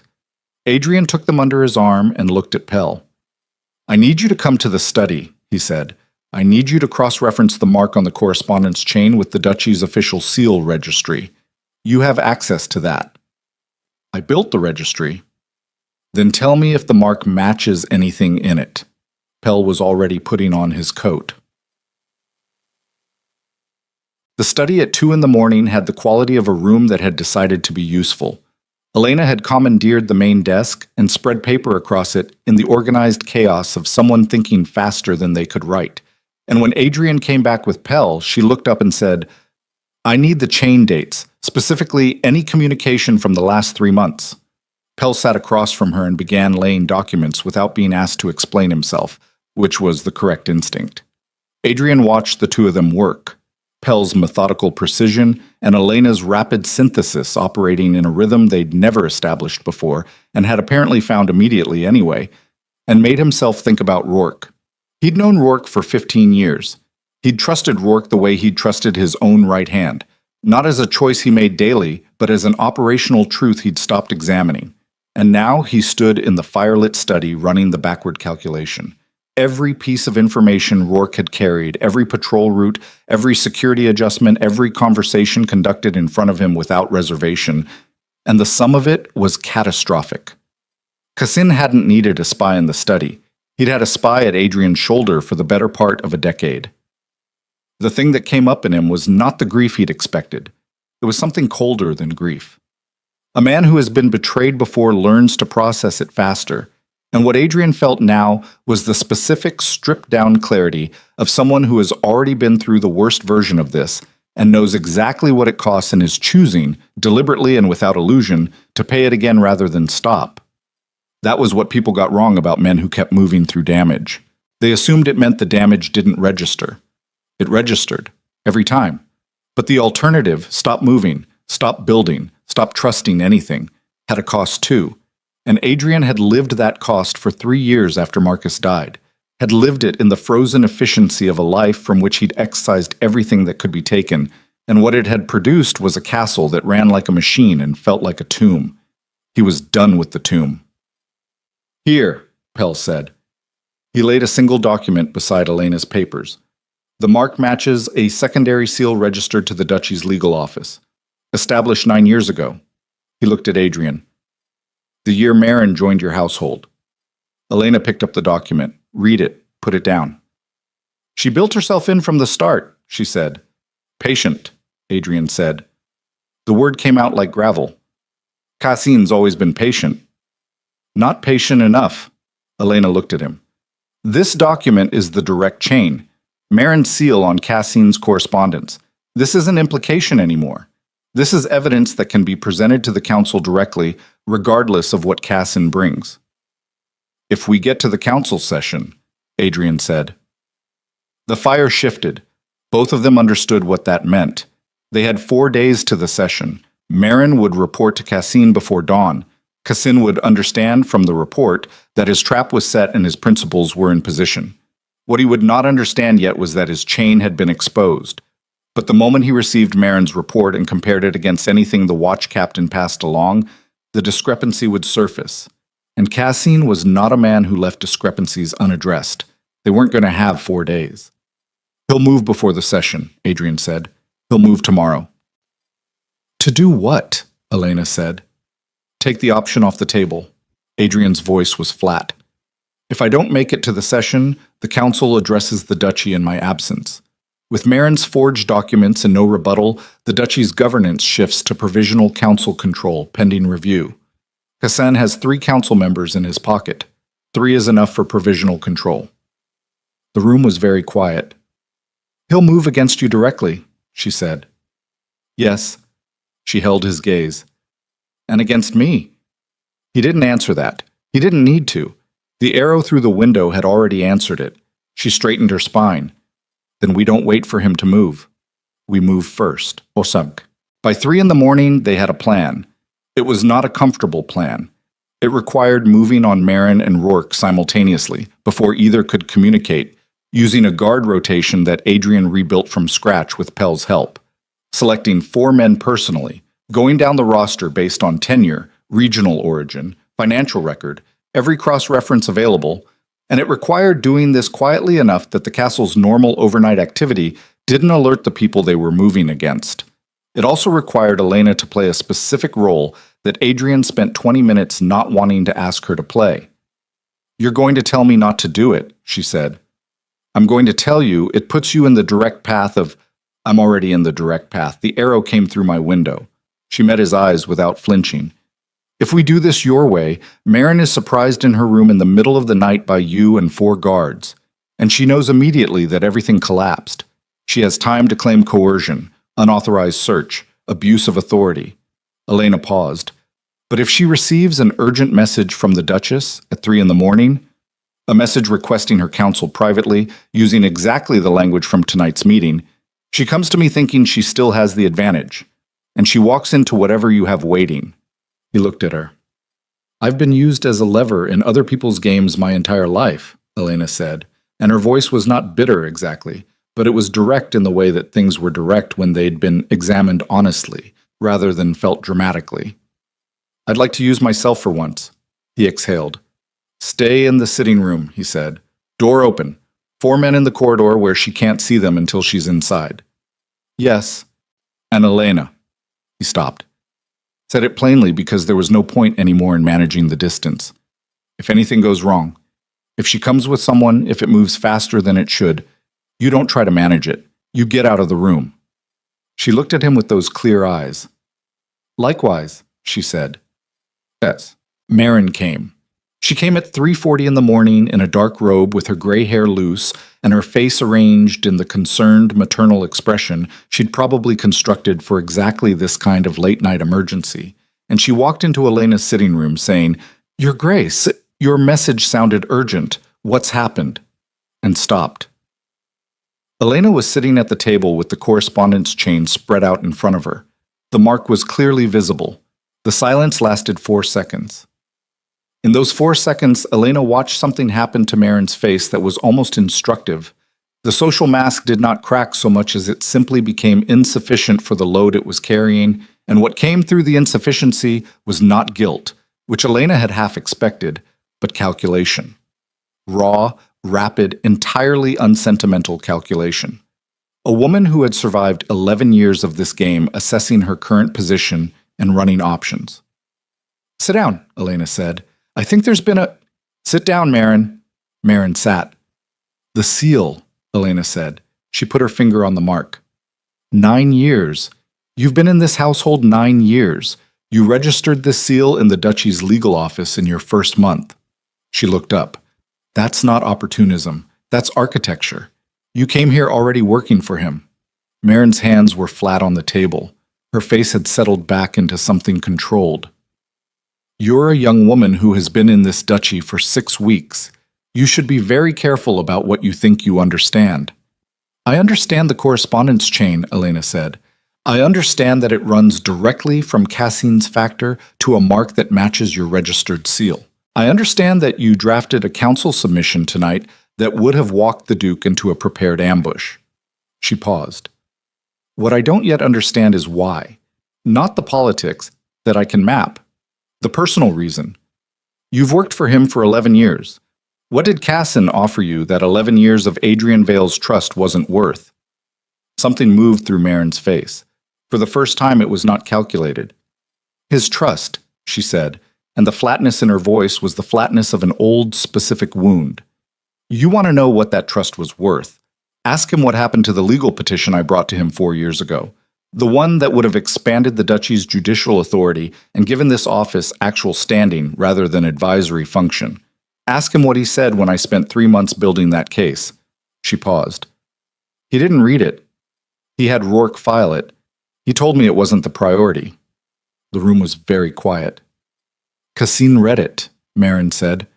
Cassin told me it was the most sophisticated legal argument he'd seen in a decade, and then he told me what it would be worth to the right administration. Her voice was completely level. So yes, I made a choice. I made it with open eyes, and I would make it again. Adrian came through the door. He'd been in the corridor. Elena hadn't known exactly when he'd arrive. They hadn't scripted it down to the second, because some things couldn't be scripted. But she'd known he was there, had felt the quality of the silence on the other side of the door, and she watched him now cross the room and stand at the table with the 4 men visible in the doorway behind him, and she watched Marin look at his face. Whatever Marin saw there was enough to close down the last of her options. She sat very still. A petition, he said. His voice was something she'd never heard from him. Not cold, not operational, raw. You burned down 11 years over a petition I didn't read. You burned it down, Marin said. I only chose who to stand with afterward. The silence that followed was the kind that contained multitudes and resolved none of them. Elena watched Adrian look at Marin with the specific expression of a man who is absorbing not just the betrayal, but the specific shape of his own contribution to it. The thing he did or failed to do that provided the opening, and she recognized the expression because she'd worn it herself. The particular accountability of someone honest enough to look at the damage they didn't intend and didn't excuse. Take her, he said. The 4 men moved. He stood at the table after Marin was gone and looked at the correspondence chain for a moment. Then he looked at Elena. Rourke, she said, being held in the East Barracks. 2 of my 4 got to him 20 minutes ago. He exhaled. He didn't resist. What does that mean? It means he knew it was coming. Something crossed his face that she couldn't name. Rourke always knew when the play ran out. Okay. The dawn came gray and fast. Adrian sent the council submission, the real one, built on Dre's testimony and Marin's sealed correspondence, via a rider who left before the household stirred, carrying documents that represented the most comprehensive legal evidence against Cassin that the duchy had assembled in a decade. He sent it with 3 men and instructions not to stop for anything. And then, because Cassin was not a man who waited to see if the rider arrived, the attack came at first light. Not soldiers. Cassin was too careful for open military aggression against a duke on his own land. What came was a legal writ, delivered by a council courier with the weight of 3 signed council endorsements, demanding that Adrian Vale present himself at the capital within 12 hours or face provisional removal pending investigation. The investigation, the writ stated, concerned allegations of financial misconduct specific to the trade route documents, which Cassin's submission, filed that morning, racing Adrian's own submission to the council table, had characterized as evidence of deliberate fraud against Crown Tariff Authority. Adrian read the writ in the courtyard with the courier standing at attention and the early morning light coming flat and cold across the stone. and he understood in the precise, exhausted clarity of someone who had been awake all night doing exactly this math that Cassin had moved the session up, that the 4 days had been cover, that the real timeline had always been this morning, before Adrian could build a countercase, before anything could be established, while the duchy was still running on a compromised inner circle. He handed the writ to Pell. He looked at the courier. "Tell the council I'll present myself within the required window," he said. The courier left. Adrian stood in the courtyard, 12 hours to the capital, 2 hours to prepare. He had Pell, he had Elena, he had 4 guards he'd personally vouched, and a stack of documents that made a strong case if the council was willing to hear it. What he didn't have was the 3 council members already in Cassin's pocket, who would vote to move immediately to provisional measures before the case could be heard, using procedural authority to close the door before the evidence walked through it. He needed a 4th council member, someone not yet committed, someone who could be persuaded in the next 2 hours to hold the procedural vote long enough for the evidence to reach the table. He was still running the calculation when he heard her behind him. "Lady Hartwell," Elena said. He turned. She was standing in the courtyard entrance with her cloak already on and her hair up and the correspondence documents under her arm, and she said it again. "The Countess Hartwell. She's been on the council for 20 years and she's never voted in Cassin's bloc. She told me on my first night here that I was braver than I looked, which was a warning, and possibly something more than a warning." Elena met his eyes. "She has a house in the capital. If we ride now, we reach her before the session opens. And if she agrees to hold the procedural vote, even by 30 minutes, that's enough time for our submission to reach the council floor." He looked at her. He thought about the courtyard at dawn. He thought about a corridor in the dark and a hand gripping back. He thought about a woman who had walked into his life as a transaction and had spent 6 weeks becoming the one variable he hadn't accounted for, the one weight he hadn't planned to carry, and had discovered was the only thing making the whole structure feel like it was worth building in the first place. He thought about what it cost to let someone matter. He knew exactly what it cost. He had the invoices. He paid them anyway. "Ride with me," he said. Not an order, not a strategic deployment of an asset, an ask. She looked at him for a single, clear moment. "I've been waiting for you to say that," she said. They were moving for the stables when the second courier arrived. Not from the council this time, bearing a personal seal Adrian didn't recognize, until Pell grabbed his arm and said, voice stripped to nothing, "That's Cassin's private mark, not the council seal, his personal mark." Adrian took the letter. He broke the seal, read 4 lines. The ground did not move. He had very good balance. But something in the quality of his stillness changed in a way that Elena registered immediately, because she was watching him, because she had learned to read the language of his body with the fluency of someone who had paid close attention to every lesson. "What does it say?" she said. He looked up from the letter. His face was the face of a man who has just been told exactly how far his enemy was willing to go, and who is absorbing the full dimension of that information with the kind of controlled, focused fury that does not raise its voice because it does not need to. "He has Thomas," Adrian said. Elena went very still. "Your brother arrived in the capital yesterday evening. Cassin's people met him at the gate." Adrian looked at her directly. "The letter says that if I appear before the council with anything other than a formal withdrawal of the duchy's trade route plans and a signed acknowledgement of the fraud allegations, Thomas Marlowe will be presented to the Crown's court as a co-conspirator in the scheme." The morning was cold and completely quiet around them. Thomas, who had come to the castle 6 weeks ago smelling of travel and borrowed courage, who had gone to Adrian behind her back and been handled and sent home and had, she understood now, with the specific sick clarity of a consequence finally completing its arc, been watched every step of the way. A piece on Cassin's board long before either of them understood the board's dimensions. "He's not a co-conspirator," she said. Her voice was steady. "There was no scheme. He doesn't know anything." "That won't matter in Cassin's court presentation," Adrian said. "He'll have documents. Cassin always has documents." She looked at him. She looked at the man she'd married as a transaction and spent 6 weeks discovering was the specific architecture of someone she would, given a different set of circumstances and considerably more time, love. She looked at him and understood what he was about to say, that they had to choose, that Thomas or the duchy was the decision in front of them, that there was no play that saved both, that this was what Cassine had always been building toward. Not the legal case, not the forgeries, not the moles in the household. This specific moment where the choice between personal and political would crack Adrian's case open from the inside, because Adrian Vale, who had built his entire existence around the principle of protecting himself from exactly this, had a weakness now that Cassine had correctly identified. She was the weakness. Her family was the weakness. And Adrian was looking at her with an expression that told her plainly that he already knew this and had already made his decision and was about to tell her something she was not going to accept. "Don't," she said. "Elena, don't you dare tell me you're withdrawing. There's a path where Thomas gets out of this without... There's a path where you walk into that council session and burn Cassine to the ground with everything we have, and then we get Thomas out," she said. Her voice was not raised. It was, if anything, quieter than usual and considerably more dangerous. "That is the path. Do you hear me? If it doesn't work, it will work. You can't know."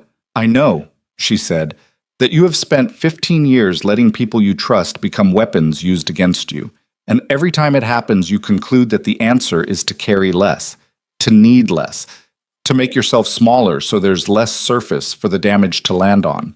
She stepped toward him. "I'm not going to stand in front of Valemont Castle and watch you make yourself smaller for Cassane.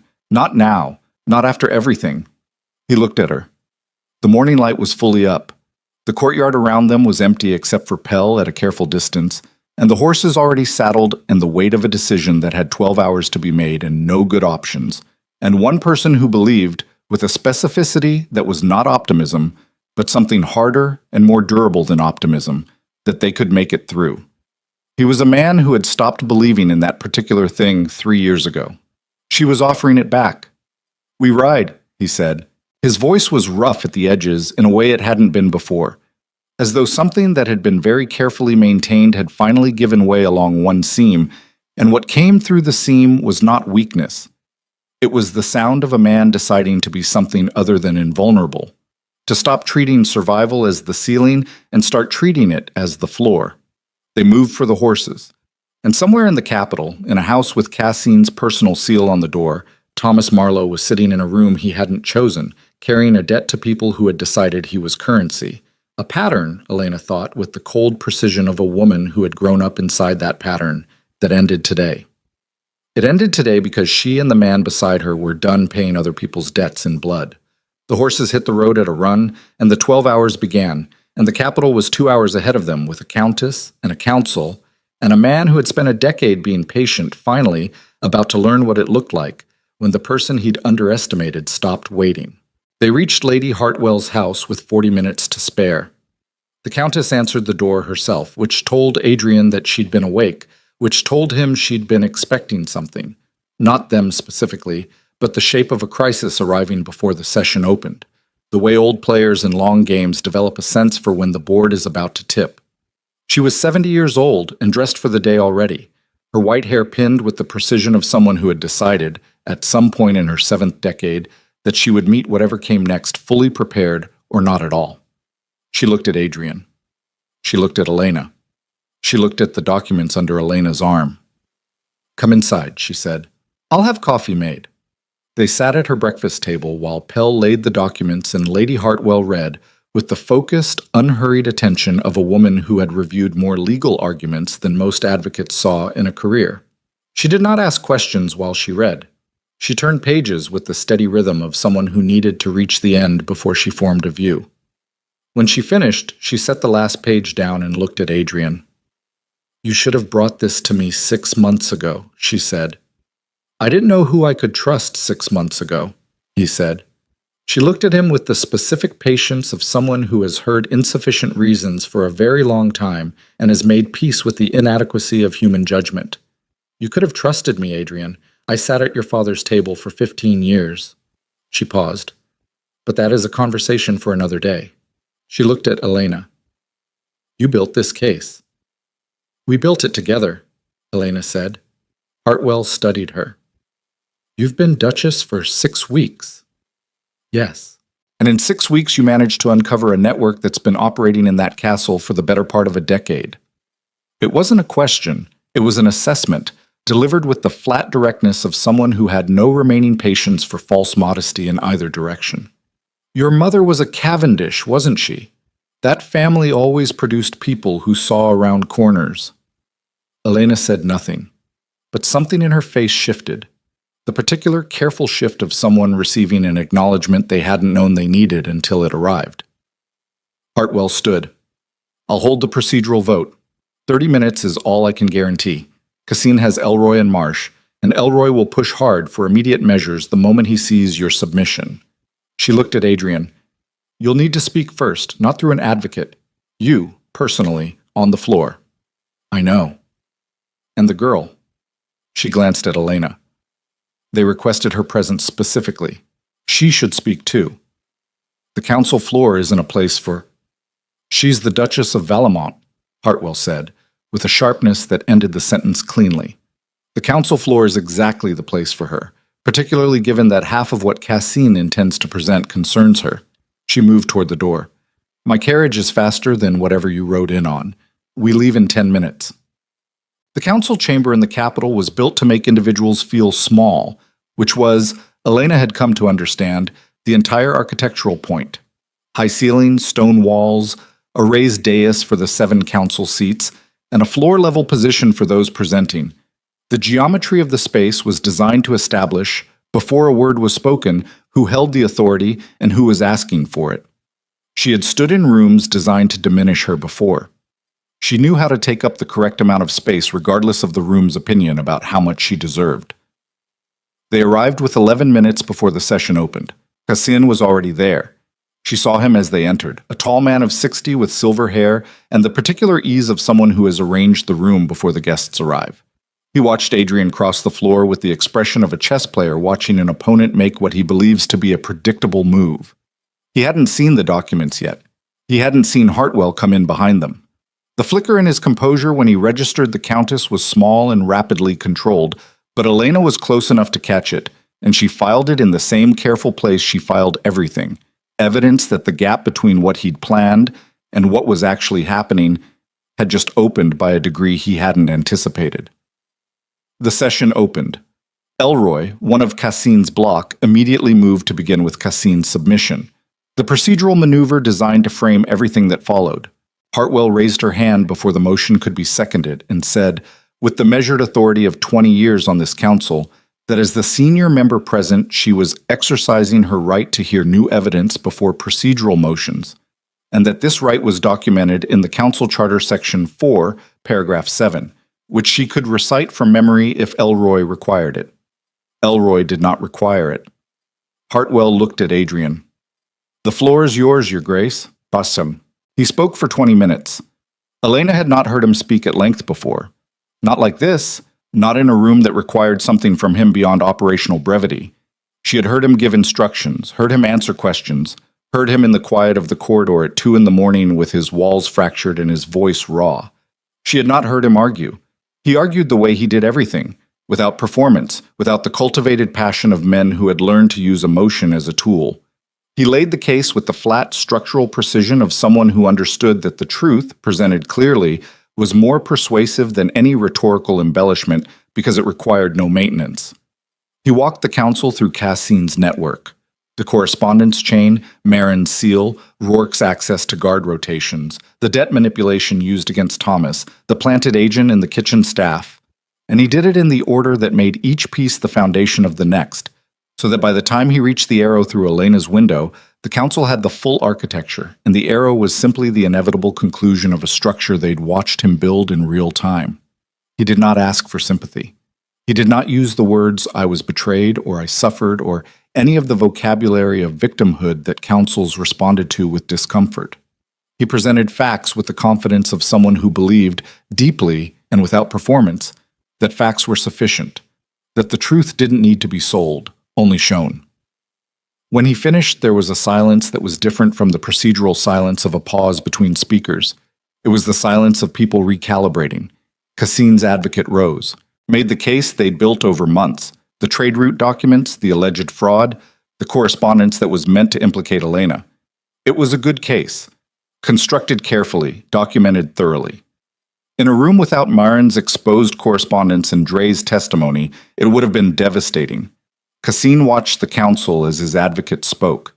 He watched the faces. And somewhere in the third minute, Elena saw him understand.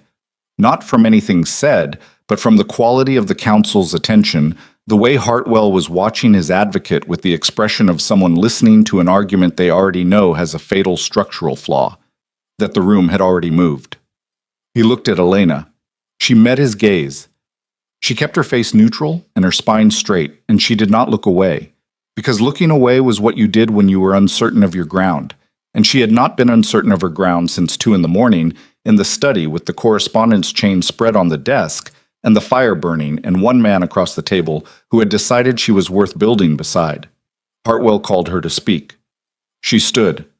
She had thought, in the carriage, about what to say. She had thought about argument, about framing, about the legal architecture of the case, and where her voice could add structure.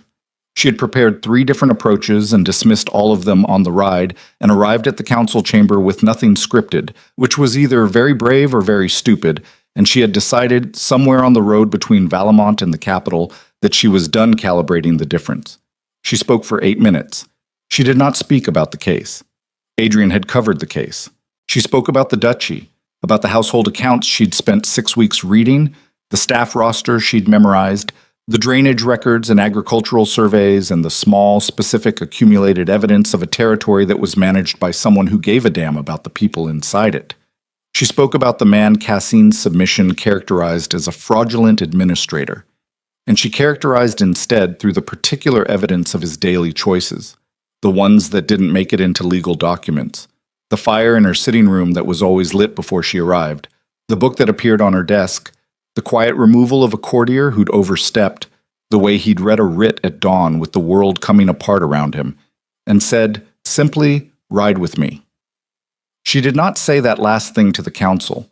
She said it in her own mind and understood that it was the center of everything she'd been trying to say, the plain, sufficient truth of it.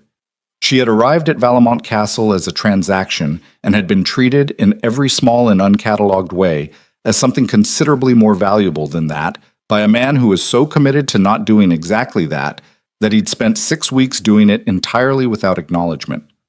What she told the council was that the Duchy of Valemont was not a failing administration requiring intervention.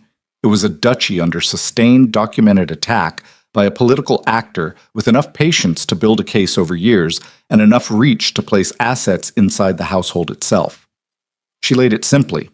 She let the documents do the weight-bearing, and she finished by looking directly at the council and saying, "You were given a submission this morning by Lord Cassin. I ask you to read it alongside the submission filed by my husband 2 hours prior. Read them together with the chain of correspondence between them, and tell me which one has something to hide." She sat down. The chamber was quiet. Then Hartwell called the vote. It was not clean. Nothing in rooms like this was clean. Elroy objected procedurally twice. Marsh demanded a recess to review the documentary evidence, which Hartwell granted for 20 minutes, and which Adrian spent standing at the window of the council anteroom with his hands at his sides and his face turned away from the room, and Elena standing close enough that their arms were almost touching, not quite touching, in the specific geography of 2 people who had run out of managed distance. "If Marsh votes against us," he said. Not asking, running the math. "He won't," she said. "You don't know that." He looked at the seal correspondence for 11 minutes during the recess. She paused. When a council member looks at exculpatory evidence for 11 minutes, he's not looking for reasons to dismiss it. He's looking for reasons to use it. He turned his head and looked at her. "You counted," he said. "I always count," she said. Something crossed his face. The thing that had been trying to get out since the study at 2 a.m, since the corridor at midnight, since the courtyard in the gray pre-dawn of a morning that felt like it belonged to a different era of his life. It was not quite a smile. It was the shape his face made when a smile had stopped being foreign to it. Marsh voted with them, 5-2. The provisional removal motion was rejected. Cassin's submission was referred for independent review, which was the procedural equivalent of being set on fire slowly. Dre's testimony and Marin's correspondence were entered into the council's formal record, which meant they existed now in a form that couldn't be quietly managed. Cassin left the chamber without speaking. He did not look at Adrian. He looked, briefly, at Elena. And she read in that look something she hadn't expected. Not hatred, not contempt, but the specific, exhausted recognition of a man who had spent a decade building something and watched it come apart in a single morning at the hands of someone he hadn't accounted for. She had been the lever he'd tried to use against Adrian. She had become the thing that dismantled him instead. She thought, with a clarity that had no particular emotion attached to it, that this was what happened when you used people as instruments without accounting for the possibility that they had their own intentions. Thomas was released before noon. He arrived at the council building pale and disheveled and grabbed Elena's arm in the corridor with the expression of a man who had spent 12 hours understanding something the hard way. "Elena," he said, "I'm sorry. I had no idea they were—" "I know," she said. "I made it worse.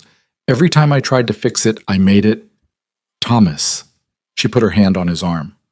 "It's over. You're going home." She paused. "And then you're going to sit down with a financial advisor who has no connection to the capital's court system, and you're going to fix your accounts properly, and you're going to stop trying to manage consequences alone." She looked at him. "You're not as bad at this as you think you are. You're just stubborn in the wrong directions." He looked at her for a moment. Something in his face did what faces did when someone told them the truth without cruelty. "You've changed," he said. "I've had a good 6 weeks," she said. 10. They rode back to Valemont in the late afternoon. Not at speed this time. The horses moved at an easy pace along the road that ran north from the capital through flat farming country, and the sky was doing the thing it did in late autumn in this part of the kingdom, turning the particular deep gold that lasted for an hour before the dark came and made the whole world look briefly like something out of a different life. She rode beside him, not at a careful distance. Beside him, close enough that she could have reached out without effort. Neither of them spoke for a while. It was the good silence again. The one that didn't require anything, that had been built through 6 weeks of shared proximity and crisis and the accumulated weight of two people who had learned each other's architecture in the dark. He broke it. "I owe you an accounting," he said. She glanced at him. "Of what?" "6 weeks ago I stood in your doorway and told you not to expect anything from me." He was looking at the road ahead. His voice had the quality it got when he was saying something he'd been running through his mind for a while and had finally decided to say plain. "I said it clearly. I said it without apology." "You did." "I was wrong." He paused. "Not about what I was capable of at the time. I probably wasn't capable of anything different at the time, but wrong about the fixed nature of it. Wrong about treating it as a permanent condition rather than a current one." She watched the road. "Adrian," she said, let me finish." She let him finish. "I've been treating loss as an argument against caring," he said, "as though the fact that things can be taken means the rational response is to not hold them. Marcus, my father, the first years of the duchy when everything was structured around protecting what was left by making as small a target as possible." He exhaled. "That logic works. Up to a point. And then it stops working, and what you're left with is a castle that runs like a machine, and a life that has no—" He stopped. "No one in it who knows your actual name." She was very still. "You know my name," she said. "Yes," he said. "I do."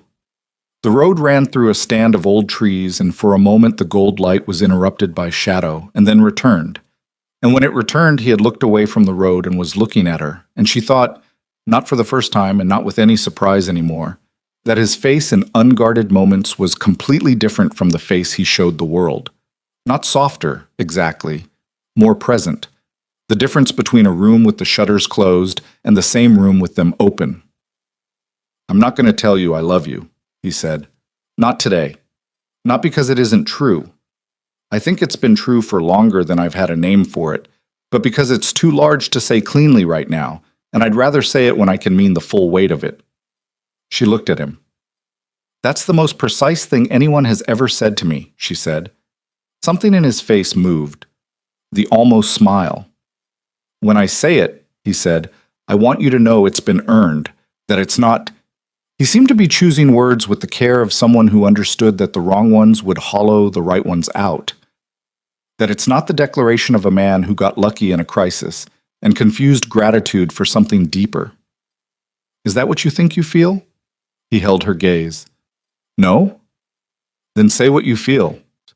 He looked at her for a long, still moment on the road between the capital and home. The gold light was holding. The horses moved. The world was quiet in the specific way it was quiet after sustained violence. Not peaceful exactly, but resting, the way ground rested after a storm that had finally finished with it. "I feel like I've been standing outside my own life for 3 years," he said. "And you walked through the front door, and I've been deciding what to do about that every day since." She turned that over. "What did you decide?" she said. "To stop deciding," he said. "To stop treating it as a problem to be managed and start treating it as the thing it actually is." "Which is?" He looked at her.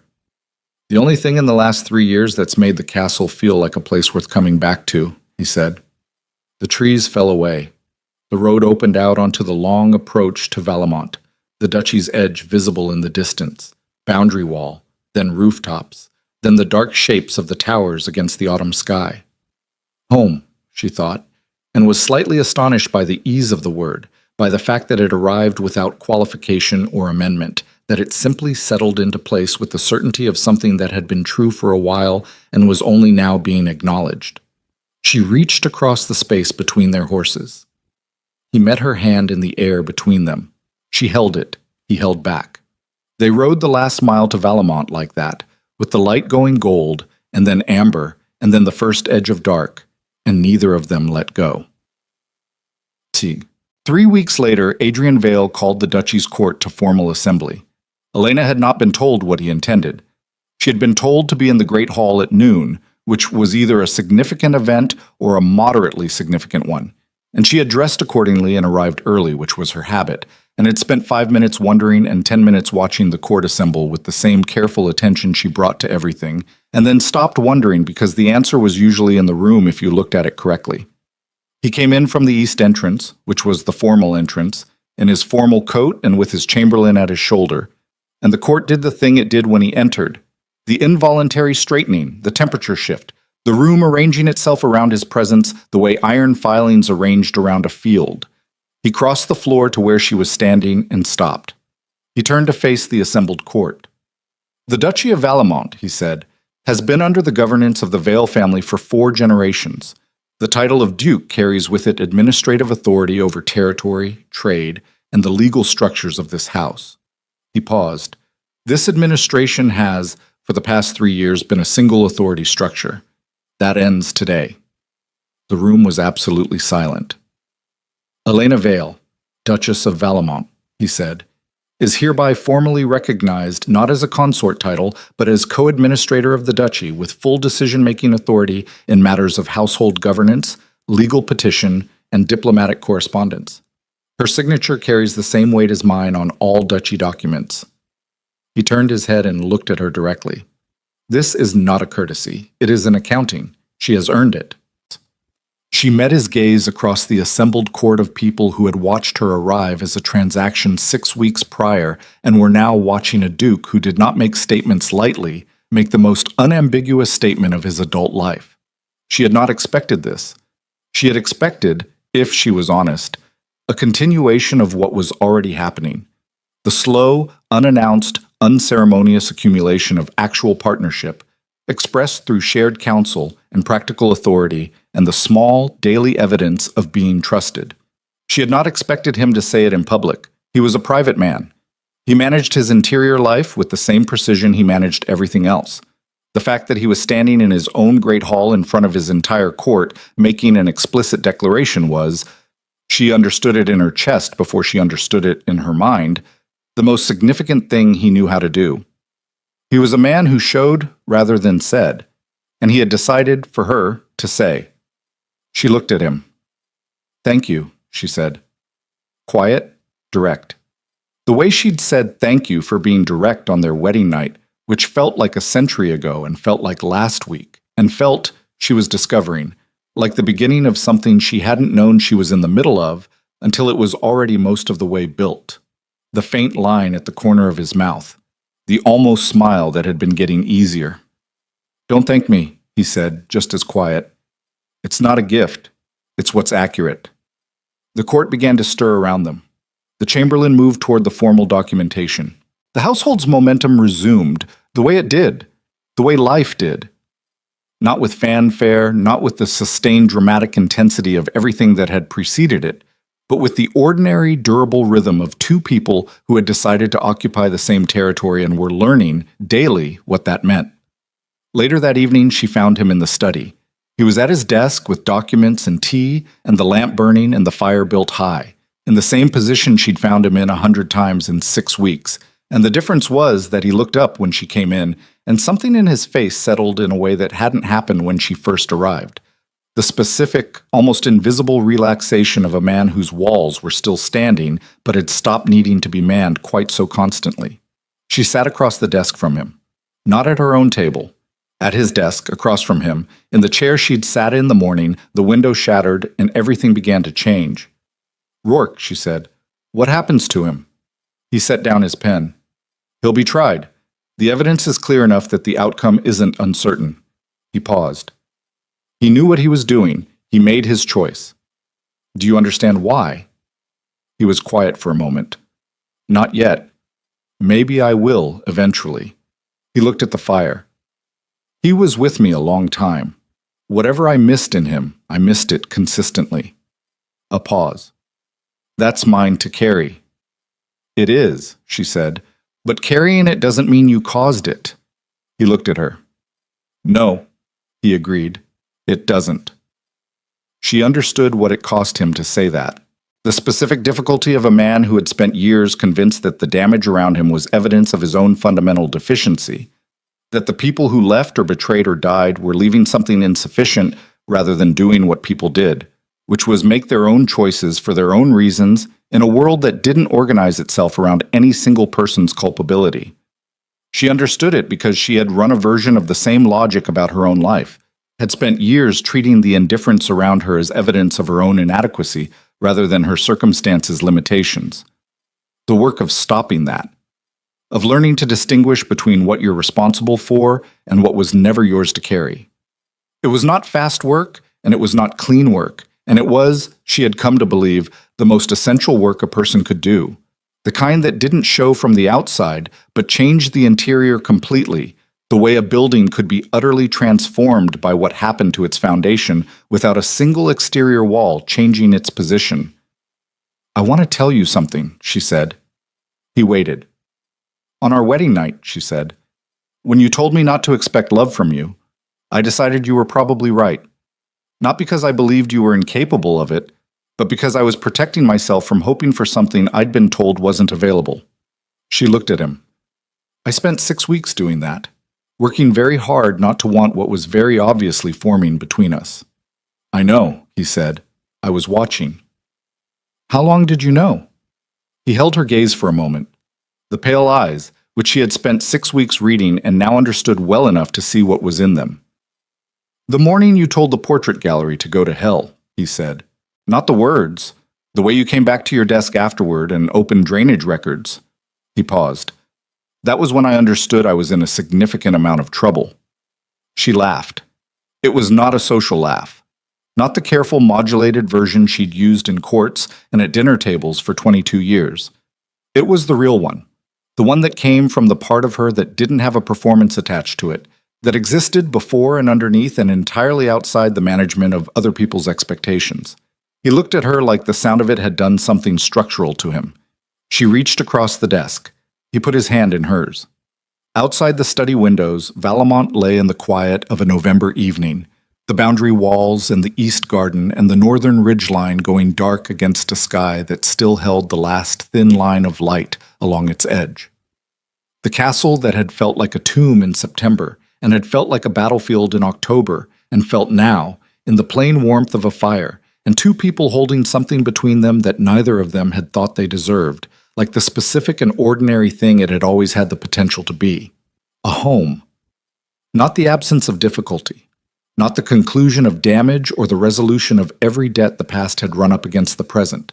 Both of them carried things that would take years to lay down, and they understood this without pretending otherwise, which was itself a kind of maturity. The understanding that better was not the same as finished, that two people choosing each other across the ruins of their own walls was not the end of the work, but the beginning of the part that was worth doing.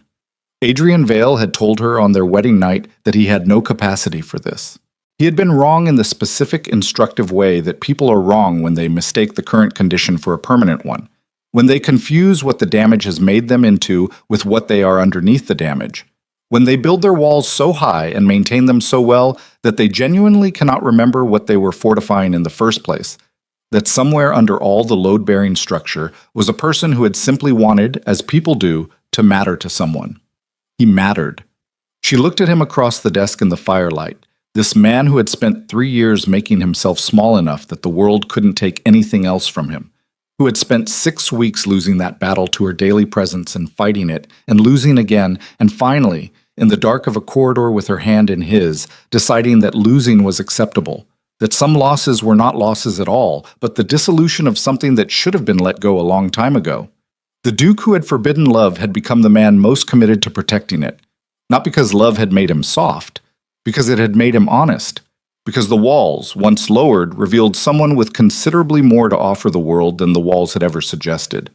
Someone whose capacity for loyalty, for rigor, for the specific and durable form of care that showed up as a lit fire in a found book and a quiet removal of every obstacle placed in his wife's path, turned out to be not a vulnerability at all, but the truest form of the strength he'd always been credited with. She already knew this. She had mapped it over 6 weeks with the careful attention of someone who had decided, very early, that what was actually here was worth understanding. He was still learning it. That was all right. She had time. "I should finish these before dinner," he said, glancing at the documents. "Yes," she said. She didn't let go of his hand. He looked down at their joined hands, then up at her. The almost smile. He left the documents.